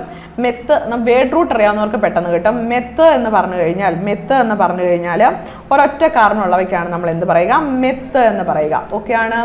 എത്ത് വരുന്നത് എവിടെയാണ്? എത്ത് വരുന്നത് 2 കാർബൺ ഉള്ളപ്പോഴാണ്. അപ്പോൾ C1 വരുമ്പം മെത്തും, C2 വരുമ്പോൾ എത്തുമാണ്, C3 വരുമ്പം പ്രൊപ്പാണ്. അപ്പോൾ പ്രൊപ്പിൽ സ്റ്റാർട്ട് ചെയ്യുന്നുണ്ടെങ്കിൽ ആലോചിച്ചോളുക 3 കാർബൺസ് ഉണ്ടായിരിക്കും. ഓക്കെ. ഇനി 3 കാർബണുള്ള ഓപ്ഷൻസ് ഉണ്ടോ നോക്കിയേ? ഉണ്ട്. അപ്പോൾ C3H8 ഡയറക്റ്റ് ആൻസർ കിട്ടിക്കഴിഞ്ഞു. C3H8 എന്ന് പറയപ്പെടുന്നതാണ് പ്രൊപ്പൈൻ കേട്ടോ. C3H8 എന്ന് പറയപ്പെടുന്നതാണ് എന്ത്? പ്രൊപ്പൈൻ എന്ന് പറയപ്പെടുന്നത്. അപ്പോൾ പ്രൊപ്പൈൻ നമുക്ക് ഡയറക്റ്റ് ആൻസർ നോക്കിയാൽ നിങ്ങൾ അത് ഏതൊക്കെ പരീക്ഷകൾക്കാണ് ചോദിച്ചിരിക്കുന്നത്? RRB, NDPC, ടെക്നിക്കൽ പരീക്ഷ, ഗ്രൂപ്പ് D പരീക്ഷ, ടെക്നിക്കൽ പരീക്ഷയ്ക്ക് വീണ്ടും. അപ്പോൾ പല രീതിയിലുള്ള പരീക്ഷകൾക്കും ഈ ചോദ്യം റിപ്പീറ്റ് ചെയ്യപ്പെട്ടിട്ടുണ്ട്. അതുകൊണ്ട് റെയിൽവേയുടെ ഒരു ഇമ്പോർട്ടൻറ്റ് ക്വസ്റ്റൻ ആയിട്ട് കരുതേണ്ടതാണ്. ഇത് പ്രൊപ്പൈൻ എന്ന് പറയപ്പെടുന്നതിൻ്റെ കെമിക്കൽ ഫോമുല. അപ്പോൾ C3H8 എന്ന് പറയപ്പെടുന്നതാണ് പ്രൊപ്പൈൻ്റെ കെമിക്കൽ ഫോമുല. ബൈ ഹാർട്ട് ആക്കിക്കോണേ. ഓക്കെ, അടുത്ത ക്വസ്റ്റിനിലേക്ക് പോവാം. അടുത്തത് കുറച്ചധികം ക്വസ്റ്റ്യൻസ് നമ്മളിവിടെ ആഡ് ചെയ്തിട്ടുണ്ട്. നമുക്ക് എല്ലാ ക്വസ്റ്റ്യൻസും ചെയ്യാം. അപ്പോൾ ആദ്യത്തെ ക്വസ്റ്റ്യനിലേക്ക് വരാം. Which of the following metals used to photographic film? നമ്മൾ ഫോട്ടോഗ്രാഫിക് ഫിലിമിൽ യൂസ് ചെയ്യുന്ന ഏത് മെറ്റൽ ആണെന്നാണ് ചോദ്യം. മെറ്റൽസ് എന്ന ഭാഗത്തു നിന്നുള്ള ചോദ്യമാണ്. ഓക്കെ, അപ്പോൾ ഓർത്ത് വെച്ചിരിക്കണം, ഫോട്ടോഗ്രാഫിക് ഫിലിമുകളിൽ യൂസ് ചെയ്യുന്നത് മാഗ്നീഷ്യം ആണോ, സിൽവർ ആണോ, മെർക്കുറി ആണോ, പ്ലാറ്റിനം ആണോ? ഇവിടെ ആൻസർ സിൽവർ ആണ് കേട്ടോ, സിൽവർ ആണ്. അപ്പോൾ ഇത് നമുക്ക് കാണാതെ പഠിക്കാനുള്ള മറ്റു മാർഗ്ഗമൊന്നുമില്ല. Silver is used in photo films. അപ്പോൾ ഫോട്ടോഗ്രാഫിക് ഫിലിമുകളിൽ അല്ലെങ്കിൽ ഫോട്ടോ ഫിലിമുകളിൽ നമ്മൾ ആരെ യൂസ് ചെയ്യാറുണ്ട്? സിൽവറിനെ യൂസ് ചെയ്യാറുണ്ട്. Silver chloride is used in horn silver. അപ്പോൾ സിൽവർ ക്ലോറൈഡിനെ വിളിക്കുന്ന പേരാണ് ഹോൺ സിൽവർ എന്ന്. സിൽവർ ക്ലോറൈഡിനെ എന്തായിട്ട് അറിയപ്പെടുന്നു? അപ്പോൾ AgCl എന്ന് പറയും കേട്ടോ. സിൽവർ ക്ലോറൈഡ് AgCl എന്ന് പറയപ്പെടുന്നു. നമ്മുടെ സിൽവർ ക്ലോറൈഡിനെ നമ്മൾ എന്തായിട്ട് യൂസ് ചെയ്യുന്നു, എന്തായിട്ട് പറയുന്നു? ഹോൺ സിൽവർ എന്ന് പറയപ്പെടുന്നു. ഇത് ഫോട്ടോക്രോമാറ്റിക് ഗ്ലാസുകൾ നിർമ്മിക്കാൻ ഹോൺ സിൽവർ യൂസ് ചെയ്യും. ഫോട്ടോക്രോമാറ്റിക് ഗ്ലാസുകൾ നിർമ്മിക്കാൻ വേണ്ടി ആരെ യൂസ് ചെയ്യും? സിൽവർ ക്ലോറൈഡ് എന്ന് പറയപ്പെടുന്നത് നമ്മൾ യൂസ് ചെയ്യും. ഓക്കെ ആണ്. ഇനി അതുപോലെ തന്നെ സിൽവർ അയഡോയിഡ്. സിൽവർ അയഡൈഡ് നമ്മൾ ആർട്ടിഫിഷ്യൽ റെയിൻഫോൾ അല്ലെ, കൃത്രിമമായിട്ട് മഴ പെയ്യിക്കണ്ടായോ? യെസ്, അതിന് വേണ്ടി യൂസ് ചെയ്യുന്നതാണ് silver iodide. Silver iodide simple എന്താണെന്ന് അറിയാമോ? AgI എന്നാണ്. ഈ സിമ്പിൾ പറയുന്നത് എന്താ അറിയാമോ? ഓപ്ഷനിൽ അങ്ങനെ കിടക്കുന്നെങ്കിലോ അതിന് വേണ്ടിയിട്ടാണ്. അപ്പോൾ AgCl എന്ന് വെച്ചാൽ സിൽവർ ക്ലോറൈഡും AgI എന്ന് വെച്ചാൽ സിൽവർ അയഡൈഡും ആണ്. ഇനി നമുക്കറിയാം ഫോട്ടോഗ്രാഫി ഉണ്ടല്ലോ, ഫോട്ടോഗ്രാഫി. ഈ ഫോട്ടോഗ്രാഫിയിൽ യൂസ് ചെയ്യുന്നത് സിൽവർ ബ്രോമൈഡ് ആണ്. ഫോട്ടോഗ്രാഫിയിൽ യൂസ് ചെയ്യുന്ന ആരെയാണ്? സിൽവർ ബ്രോമൈഡിനെയാണ്. സിൽവർ ബ്രോമൈഡ് AgBr ആണ്. ഓക്കെ, അപ്പോൾ സിൽവർ ബ്രോമൈഡ് ഫോട്ടോ എടുത്തരാൻ ബ്രദറിനോട് പറയത്തില്ലേ? അപ്പോൾ ഫോട്ടോഗ്രാഫിയിൽ ആരാണ്? Silver bromide. ബ്രദറിനോട് ഫോട്ടോ എടുത്ത് പറയാൻ വേണ്ടി പറഞ്ഞു എന്താണെന്ന് ചോദിച്ചാൽ AgBr ആണ് എന്ന് മനസ്സിലാക്കാൻ വേണ്ടിയിട്ടാണ് AgBr. സിൽവർ ബ്രോമൈഡ് ഫോട്ടോഗ്രാഫിയിൽ, സിൽവർ അയഡൈഡ് ആർട്ടിഫിഷ്യൽ റെയിൻ ആണ്. സിൽവർ ക്ലോറൈഡ് ഹോൺ സിൽവർ എന്നറിയപ്പെടുന്നു. ഫോട്ടോക്രോമാറ്റിക് ഗ്ലാസുകൾ നിർമ്മിക്കാൻ നമ്മൾ AgCl യൂസ് ചെയ്യുന്നു. ഇനി ഫോട്ടോ ഫിലിംസിൽ യൂസ് ചെയ്യുന്ന മെറ്റൽ ഏതെന്ന് ചോദിച്ചാൽ സിൽവറിനെ വേണം പറയാൻ. ക്ലിയർ അല്ലേ? അടുത്തതിലേക്ക് പോകാം. അടുത്തയാണ് which one of the following is a noble metal? ഈ കൂടുതൽ തന്നേക്കുന്നതിൽ നോബിൾ മെറ്റൽ ഏതാണെന്നാണ് ചോദ്യം. നമ്മൾ നോബിൾ മെറ്റൽസിനെ എല്ലാം വിശദമായിട്ട് പഠിച്ചിരുന്നു. നമുക്കറിയാം അയൺ ഉണ്ട്, ബ്രോൺസ് ഉണ്ട്, അലൂമിനിയം ഉണ്ട്. ബ്രോൺസ് എന്ന് പറഞ്ഞാൽ മെറ്റൽ അല്ല, അപ്പോൾ ഡയറക്റ്റ് അത് വെട്ടിക്കളഞ്ഞു. ബ്രോൺസ് മെറ്റൽ അല്ല. പിന്നെ അയണും അലൂമിനിയവും ഉണ്ട്. എസ്, അയൺ എന്ന് പറയപ്പെടുന്നത് നമ്മൾ തുറന്നു വെച്ച് കഴിഞ്ഞാൽ വാട്ടറുമായിട്ടും അതോടൊപ്പം തന്നെ എയറുമായിട്ടും റിയാക്ട് ചെയ്യും. അതുകൊണ്ട് അത് നോബിൾ മെറ്റൽ അല്ല. അലൂമിനിയം എന്ന് പറയപ്പെടുന്നതും നമ്മൾ തുറന്നു വെച്ച് കഴിഞ്ഞാൽ എന്ത് ചെയ്യും? എയറുമായിട്ടും, അലൂമിനിയം പാത്രങ്ങളെല്ലാം എയറുമായിട്ടും വാട്ടറുമായിട്ടും എല്ലാം റിയാക്ട് ചെയ്യാൻ കഴിവുള്ളവയാണ്. പ്രത്യേകിച്ച് എയറുമായിട്ട് നല്ല രീതിയിൽ റിയാക്ട് ചെയ്ത് ടർണിഷ് ആവുന്ന ഒരാളാണ് അലൂമിനിയം എന്ന് പറയപ്പെടുന്നത്. ആസിഡുമായിട്ടും റിയാക്ട് ചെയ്യും ആരും അലൂമിനിയം എന്ന് പറയുന്നത്. എന്നാൽ സിൽവർ, നമുക്ക് സിൽവർ ആഭരണങ്ങളൊക്കെ ഉണ്ട്. സിൽവർ ആഭരണങ്ങളൊക്കെ നമ്മൾ ഇട്ട് പുറത്തോട്ട് ഇറങ്ങി കഴിയുമ്പോഴത്തേക്കും പെട്ടെന്ന് കുറച്ച് വെള്ളം നമ്മുടെ അതിലേക്ക് വീണ് കഴിഞ്ഞാൽ പെട്ടെന്ന് റിയാക്ട് ചെയ്യുമോ? ഇല്ല. ആസിഡ് വീണാൽ പെട്ടെന്ന് റിയാക്ട് ചെയ്യുമോ? ഇല്ല. പെട്ടെന്ന് റിയാക്ട് ചെയ്യാത്തവയെല്ലാം നമ്മൾ നോബിൾ മെറ്റൽസ് എന്നാണ് വിളിക്കുന്നത്. അപ്പോൾ തീർച്ചയായിട്ടും അവർ നോബിൾ മെറ്റൽസിന് എക്സാമ്പിളായിട്ട് കൊടുത്തേക്കുന്ന ആരാണ്? സിൽവർ. ആരൊക്കെയായിരുന്നു നോബിൾ മെറ്റൽസ് ആയിട്ട് നമ്മൾ പഠിച്ചത്? Gold, silver. യെസ് പറഞ്ഞു, ഗോൾഡ് ഉണ്ട്, സിൽവർ ഉണ്ട്, പ്ലാറ്റിനം, റേഡിയം, പലേഡിയം ഒക്കെ നമ്മൾ എന്തായിട്ടാണ് കരുതുന്നത്? നോബിൾ മെറ്റൽസ് ആയിട്ടാണ് കരുതുന്നത്. അപ്പോൾ സിൽവറും ഗോൾഡും പ്ലാറ്റിനവും പലേഡിയവും ഒക്കെ നമ്മൾ എന്തായിട്ട് കരുതുന്നു? റോഡിയമാണ്. ഇവിടെ റേഡിയം എന്നാണ് കൊടുത്തേക്കുന്നത്. RH rhodium. റോഡിയമാണ് നമ്മൾ ആഭരണം നിർമ്മിക്കാൻ ഉപയോഗിക്കുന്ന, റേഡിയം അല്ല. ഓർത്ത് വെച്ചിങ്ങനെ റോഡിയം. അപ്പോൾ റോഡിയം ഒക്കെ നമ്മൾ എന്തിനു വേണ്ടിയിട്ട് യൂസ് ചെയ്യുന്നുണ്ട്? നോബിൾ മെറ്റൽസ് ആയിട്ട് യൂസ് ചെയ്യുന്നുണ്ട്. ക്ലിയർ ആയില്ലേ? അപ്പോൾ നോബിൾ മെറ്റൽസിനെ പ്രത്യേകം ഞാൻ ആ ഭാഗത്ത് എടുത്തിരുന്നു, മെറ്റൽസിൻ്റെ ഭാഗത്ത് എടുത്തിരുന്നു. ആ ക്ലാസ് നല്ല രീതിയിൽ കണ്ട് പഠിച്ചേക്കണം കേട്ടോ. ഇനി അടുത്തത്, dash is a chemical name of washing soda. Okay, washing സോഡയുടെ കെമിക്കൽ നെയിം എന്താണെന്നാണ് ചോദ്യം വന്നിരിക്കുന്നത്. വാഷിംഗ് സോഡ എന്ന് പറഞ്ഞു കഴിഞ്ഞാൽ അതിൻ്റെ കെമിക്കൽ ഫോമുല അറിയാവുന്നതുകൊണ്ട് പെട്ടെന്ന് ആൻസറിലേക്ക് വരാം. എന്താണ് വാഷിംഗ് സോഡയുടെ കെമിക്കൽ ഫോമുല? പറഞ്ഞു തന്നു, Na2 പറഞ്ഞു. ഞാൻ പഠിപ്പിച്ച Na2CO3. ബാക്കിയുടെ പഠിപ്പിച്ചല്ലോ 10H2O. ഞാൻ പറഞ്ഞു പഞ്ചാബി ഹൗസിലെ രമണൻ തുണി കഴുകാൻ പോവാണ്. തുണി കഴുകണമെന്നുണ്ടെങ്കിൽ ഒരു ടാങ്ക് വെള്ളത്തിലാണ് തുണി കഴുകുന്നത്. അപ്പോൾ വാഷിംഗ് ചെയ്യാൻ ഒരു ടാങ്ക് വെള്ളം ഉപയോഗിക്കുന്നതുകൊണ്ട് ഏറ്റവും കൂടുതൽ 10H2O വേണമെന്നുള്ള കാര്യം വാഷിംഗ് സോഡയ്ക്ക് 10H2 ആണെന്ന് ഞാൻ വ്യക്തമായി പറഞ്ഞു തന്നിരുന്നു. അപ്പോൾ Na2CO3 10H2 എന്ന് പറയപ്പെടുന്നതാണ് എന്ത്? വാഷിംഗ് സോഡ എന്ന് പറയുന്നത്. അത് വായിക്കേണ്ടത് ഡെക്കാഹൈഡ്രേറ്റഡ് സോഡിയം കാർബണേറ്റ് എന്ന് വായിക്കണം. അല്ലെങ്കിൽ സോഡിയം കാർബണേറ്റ് ഡെക്കാഹൈഡ്രേറ്റ് എന്ന് വായിച്ചാലും ശരി തന്നെയാണ്. ഡെക്കാഹൈഡ്രേറ്റഡ് സോഡിയം കാർബണേറ്റ്, ഡെക്ക എന്ന് വെച്ചാൽ 10 ആണ്. അപ്പോൾ ഡെക്കാഹൈഡ്രേറ്റഡ് സോഡിയം കാർബണേറ്റ് എന്നോ സോഡിയം കാർബണേറ്റ് ഡെക്കാഹൈഡ്രേറ്റ് എന്നോ പറഞ്ഞാൽ ശരി തന്നെയാണ്. നമുക്ക് ഡെക്കാഹൈഡ്രേറ്റ് ഉണ്ടോ നോക്കാം. ഓപ്ഷനിൽ ടെട്രാഹൈഡ്രേറ്റ് ആൻസർ തെറ്റാ, പെൻറ്റാഹൈഡ്രേറ്റ് ആൻസർ തെറ്റാ, ട്രൈ ഹൈഡ്രേറ്റ്, അതും തെറ്റാ. അപ്പോൾ തന്നെ ഓപ്ഷൻ സി കിട്ടിക്കഴിഞ്ഞു, ടെട്രാ ഹൈഡ്രേറ്റ്. അപ്പോൾ സോഡിയം കാർബണേറ്റ് ടെട്രാ ഹൈഡ്രേറ്റ് എന്ന് പറയപ്പെടുന്നതാണ് എന്ത്, നമ്മുടെ വാഷിംഗ് സോഡ എന്ന് പറയുന്നത് തെറ്റിക്കൽ കേട്ടോ. വാഷിംഗ് സോഡയാണ്.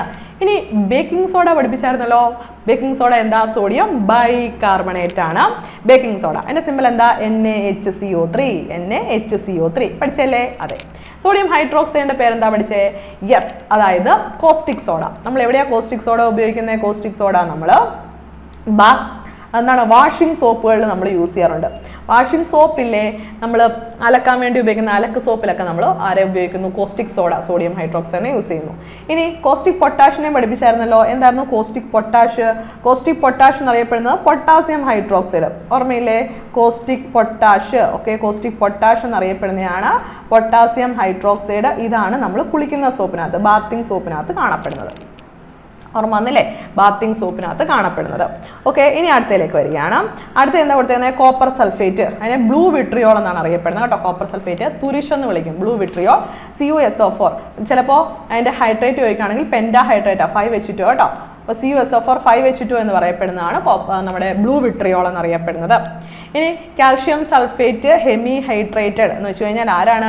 ഹെമി ഹൈഡ്രേറ്റഡ് അല്ലെങ്കിൽ സെമി ഹൈഡ്രേറ്റഡ് അല്ലെങ്കിൽ പാർഷ്യലി ഹൈഡ്രേറ്റഡ് എന്ന് പറഞ്ഞാൽ ആരാണെന്നാണ് ഞാൻ പറഞ്ഞ? Plaster of Paris. ഫുള്ളായിട്ടിരുന്ന കൈ എന്ത് ചെയ്യുന്നു? പ്ലാസ്റ്റർ ഇടുമ്പോൾ സെമി ആയിട്ട് മാറും അല്ലേ, പകുതിയായിട്ട് മാറും. സെമി ഹൈഡ്രേറ്റഡ് അല്ലെങ്കിൽ ഹെമി ഹൈഡ്രേറ്റഡ് അല്ലെങ്കിൽ പാർഷ്യലി ഹൈഡ്രേറ്റഡ് ആയിട്ട് മാറും. അപ്പോൾ തീർച്ചയായിട്ടും പ്ലാസ്റ്റർ ഓഫ് പാരീസ് ആണ് എന്ത് വരുന്നത്? കാൽഷ്യം സൾഫേറ്റ് ഹെമി ഹൈഡ്രേറ്റഡ് ആയിട്ട് വരുന്നത്.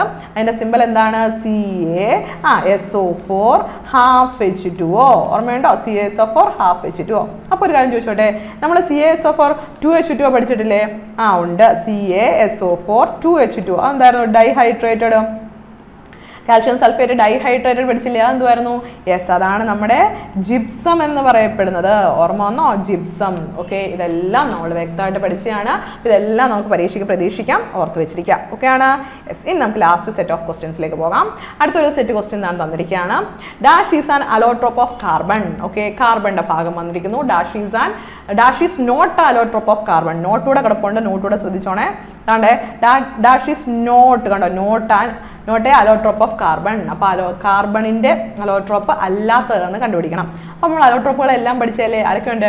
ഡയമണ്ട് ഉണ്ട്, ഫുള്ളറൈൻ ഉണ്ട്, ഗ്രാഫീൻ ഉണ്ട്, ഗ്രാഫൈറ്റ് ഉണ്ട്. ഇത്രയും പേരെ നമുക്ക് പരിചയമുണ്ട്. ഇനി ഓപ്ഷനിൽ അല്ലാത്തവരുണ്ടോ? ഡയമണ്ട് കിടക്കുന്നു, അപ്പോൾ അത് അലോട്രോപ്പാണ്. ഫുള്ളറൈൻ കിടക്കുന്നു, അതും അലോട്രോപ്പാണ്. ഗ്രാഫീൻ കിടക്കുന്നു, അതും അലോട്രോപ്പാണ്. സിലിക്കൺ എവിടുന്ന് വന്ന്? സിലിക്കൺ എന്ന് പറയപ്പെടുന്ന അലോട്രോപ്പ് അല്ല. അപ്പോൾ നമ്മുടെ ആൻസർ കിട്ടിക്കഴിഞ്ഞു ഓപ്ഷൻ ബി ആണ് നമ്മുടെ answer. Not an allotrope of carbon, അത് സിലിക്കൺ ആണ്. നമുക്കറിയാം ഡയമണ്ട് ഉണ്ട്, ഫുള്ളറൈൻ ഉണ്ട്, ഗ്രാഫീൻ ഉണ്ട്, പിന്നെ ഗ്രാഫൈറ്റും ഉണ്ട് കേട്ടോ. ഗ്രാഫൈറ്റും ഉണ്ട്. ഇത്രയും പേരും നമുക്ക് എന്താണ്? അലോട്രോപ്പ് ആണെന്നുള്ള കാര്യം ആലോചിച്ചോണം. പിന്നെ silicon is not an allotrope of carbon. Silicon is mainly used in the manufacture of computer chip, അതായത് IC ചിപ്പുകൾ നിർമ്മിക്കാൻ വേണ്ടി നമ്മൾ സിലിക്കണെ യൂസ് ചെയ്യുന്നുണ്ട്. എർത്ത് ക്രസ്റ്റിനകത്ത് സിലിക്കണിന്റെ സാന്നിധ്യം 27.69% ആണ്. ഓർത്ത് വെച്ചേക്കണം കേട്ടോ. അപ്പോൾ നമ്മുടെ എർത്തിന്റെ ക്രസ്റ്റിൽ ആരെ കാണാം? നമുക്ക് സിലിക്കണിനെ കാണാൻ സാധിക്കുന്നുണ്ട്. 27.69% കാണാൻ സാധിക്കും. ഇനി അടുത്തൊരു ക്വസ്റ്റ്യൻ ആണ്, വാട്ട് ഈസ് ഗ്രാഫീൻ? എന്താണ് ഗ്രാഫീൻ? ഗ്രാഫീൻ നമ്മളിപ്പോൾ കേട്ടതേ ഉള്ളൂ. അലോട്രോപ്പ് ഓഫ് ഒന്നാമത്തെ option carbon allotrope, a popular graphic software. അടുത്തത് mythical animal, infected wound. Okay, options കണ്ടില്ലേ? യെസ്, ആൻസറിലേക്ക് വരാം. ഇതിൻ്റെ ഡയറക്റ്റ് ആൻസർ എന്താണ്? അലോട്രോപ്പ് ഓഫ് കാർബൺ എന്നുള്ളതാണ്. കാർബണിൻ്റെ അലോട്രോപ്പ് എന്ന് പറയപ്പെടുന്നതാണ് ആര്? ഗ്രാഫീൻ എന്ന് പറയപ്പെടുന്നത്. ഓക്കെ, അതാണ് ശരി ഉത്തരം. ഓക്കെ, ഓപ്ഷൻ എ ഗ്രാഫീൻ്റെ അലോട്രോപ്പാണ് ആര്? കാർബണിൻ്റെ അലോട്രോപ്പാണ് ആര്? ഗ്രാഫീൻ എന്ന് പറയപ്പെടുന്നത്. ക്ലിയർ ആയില്ലേ? അടുത്തത് in writing pencil is dash is used. തന്നിരിക്കുന്നതിനകത്ത് പെൻസിലുകളില്ലേ, റൈറ്റിംഗ് പെൻസിൽ നിർമ്മിക്കാൻ വേണ്ടി യൂസ് ചെയ്യുന്നത് സോളിഡ് ഇങ്ക് തന്നിട്ടുണ്ട്, ലെഡ് തന്നിട്ടുണ്ട്, ലെഡ് സൾഫേറ്റ് തന്നിട്ടുണ്ട്, ഗ്രാഫൈറ്റ് തന്നിട്ടുണ്ട്. നമുക്കറിയാം കാർബണിൻ്റെ ഒരു അലോട്രോപ്പിനെ ഉപയോഗിച്ചിട്ടാണ് പെൻസിലിൻ്റെ നിബ് നിർമ്മിച്ചെടുക്കുന്നത്. അതെന്താണ്? ഗ്രാഫൈറ്റ് വെച്ചിട്ടാണ്. ഗ്രാഫൈറ്റ് പഠിച്ചിരുന്നു നമ്മളല്ലേ? അപ്പോൾ ഗ്രാഫൈറ്റ് ആണ് ഇവിടെ answer. Graphite is used to writing pencils. Graphite, diamond, buckminsterfullerene എല്ലാം അലോട്രോപ്സ് ഓഫ് കാർബൺ ആണ്. ഫുള്ളറിൻ്റെ ഏറ്റവും ഫേമസ് ആയിട്ടുള്ള ഒരു രൂപമാണ് C60 എന്ന് പറയപ്പെടുന്ന ബക്മിനിസ്റ്റർ ഫുള്ളറൈൻ. അപ്പോൾ ഫുള്ളറൈനുകളുടെ ഏറ്റവും ഫേമസ് ആയിട്ടുള്ള ഫുള്ളറൈനാണ് C60 എന്ന് പറയപ്പെടുന്ന. കാർബൺ 60 എന്ന് പറയപ്പെടുന്നത്. അതിനെ വിളിക്കുന്ന പേരെന്താ? ബക്മിനിസ്റ്റർ ഫുള്ളറൈൻ. കേട്ടോ. ബക്മിനിസ്റ്റർ ഫുള്ളറൈൻ മറക്കല്ലേ. അപ്പോൾ ഇനി അടുത്തതിലേക്ക് വരാം. Dash is not an allotrope of carbon. ഇതിൽ അലോട്രോപ്പ് ഓഫ് കാർബണിന്റെ അലോട്രോപ്പ് അല്ലാത്തത് കണ്ടോ. ആ ചോദ്യം വീണ്ടും വീണ്ടും വന്നിരിക്കുന്നു, ശ്രദ്ധിച്ചു വെച്ചേക്കുക. ഇവിടെ തന്നേക്കുന്ന ഓപ്ഷൻസ് നോക്കിയേ. ബക്മിനിസ്റ്റർ ഫ്ലോറൻസ്. അടുത്ത എന്താണ്? Carbon dioxide, diamond, graphite. ഇവർ ഉദ്ദേശിച്ചത് ബക്മിനിസ്റ്റർ ഫുള്ളറൈൻ എന്നാണ്. സ്പെല്ലിംഗ് മിസ്റ്റേക്ക് കാരണമാണ് ഫ്ലോറൻസ് ആയി പോയത്. ഫുള്ളറൈൻ ആണ് ഉദ്ദേശിച്ചത്. ഇവിടെ ആൻസർ ഓപ്ഷൻ ബി ആണ്. കാർബൺ ഡയോക്സൈഡ് എന്ന് പറയപ്പെടുന്നത് എന്തല്ല? അലോട്രോപ്പ് ഓഫ് കാർബൺ അല്ല. കാർബൺ അടങ്ങിയിട്ടുള്ള പദാർത്ഥങ്ങൾ കത്തിക്കഴിയുമ്പോൾ പുറത്തേക്ക് വരുന്ന ഗ്യാസ് ആണ് ഇത് കാർബൺ ഡയോക്സൈഡ്, അലോട്രോപ്പ് അല്ല. ഓക്കെ, അലോട്രോപ്പ് എന്ന് വെച്ചാൽ ഒരേപോലെയുള്ള എന്താണ് കെമിക്കൽ പ്രോപ്പർട്ടീസും ഡിഫറെൻറ്റ് ഫിസിക്കൽ പ്രോപ്പർട്ടീസും ഉള്ളവയാണ് നമ്മൾ അലോട്രോപ്പായിട്ട് കരുതുന്നത്. ഫിസിക്കലി അവർ വ്യത്യസ്തരായിരിക്കും, രൂപത്തിൽ അവർ വ്യത്യസ്തമായിരിക്കും, പക്ഷേ കെമിക്കൽ പ്രോപ്പർട്ടീസ് എല്ലാം ഒരു എലമെൻറ്റിൻ്റെ തന്നെ ആയിരിക്കും. ഇപ്പോൾ ഡയമണ്ട് ആണെങ്കിലും ഗ്രാഫൈറ്റ് ആണെങ്കിലും ഗ്രാഫീൻ ആണെങ്കിലും ഫുള്ളറൈൻ ആണെങ്കിലും രൂപത്തിൽ വ്യത്യസ്തരാണ്, ഫിസിക്കൽ പ്രോപ്പർട്ടീസ് വ്യത്യസ്തമാണ്, പക്ഷേ അവർക്ക് എന്താണ് സെയിം കെമിക്കൽ പ്രോപ്പർട്ടീസ്. എല്ലാവരും കാർബണിൻ്റെ ആൾക്കാരാണ്. ക്ലിയർ ആയില്ലേ? യെസ്. അപ്പോൾ അതൊന്ന് ഓർത്ത് വെച്ചേക്കണേ. ഇനി അടുത്തത് which of the following is an hardest substance. ഇവിടെ തന്നിരിക്കുന്നതിൽ ഹാർഡസ്റ്റ് സബ്സ്റ്റൻസ് ഏതാണെന്നാണ്. അപ്പോൾ ബക്മിനിസ്റ്റർ ഫുള്ളറൈൻ, പിന്നെന്താണ്? Graphite, diamond, iron. Direct answer ആണ് ഡയമണ്ട്. യെസ്, ഹാർഡസ്റ്റ് സബ്സ്റ്റൻസ്, അതായത് ലോകത്തിലെ ഏറ്റവും ഹാർഡായിട്ടുള്ള നാച്ചുറലി ഒക്കറിങ് സബ്സ്റ്റൻസ് ഏതാണ്? ഡയമണ്ട് ആണ്. മറന്നു പോവല്. അപ്പോൾ നമുക്കറിയാം ഡയമണ്ട് എന്ന് പറയപ്പെടുന്നതാണ് ഏറ്റവും ഹാർഡായിട്ടുള്ള നാച്ചുറലി ഒക്കറിങ് സബ്സ്റ്റൻസ്. രണ്ടാം സ്ഥാനത്ത് കാണപ്പെടുന്നത് നമുക്കറിയാം കൊറണ്ടം, അലൂമിനിയത്തിൻ്റെ ഒരു മിനറലായിട്ടുള്ള കൊറണ്ടമാണ്. അപ്പോൾ നാച്ചുറലി ഒക്കറിങ് സബ്സ്റ്റൻസിൽ ഏറ്റവും ഹാർഡ് ഡയമണ്ടും രണ്ടാം സ്ഥാനത്ത് കൊറണ്ടവുമാണ് കാണപ്പെടുന്നത്. ക്ലിയർ ആയില്ലേ? അപ്പോൾ നമ്മൾ റെയിൽവേ പരീക്ഷകൾക്കായിട്ട് ചോദിച്ചുകൊണ്ടിരുന്ന കുറച്ചധികം ക്വസ്റ്റ്യൻസ് ആണ് പരിചയപ്പെട്ടത്. എല്ലാ ചോദ്യങ്ങളും നിങ്ങൾക്ക് വ്യക്തമായി മനസ്സിലായി എന്ന് കരുതുകയാണ്. എന്തെങ്കിലും ഡൗട്ട് ഉണ്ടെങ്കിൽ ചോദിക്കുക. അപ്പോൾ നമുക്ക് മറ്റൊരു വീഡിയോയുമായി മറ്റൊരു ക്ലാസ്സിൽ വീണ്ടും കാണാം. Thank you all.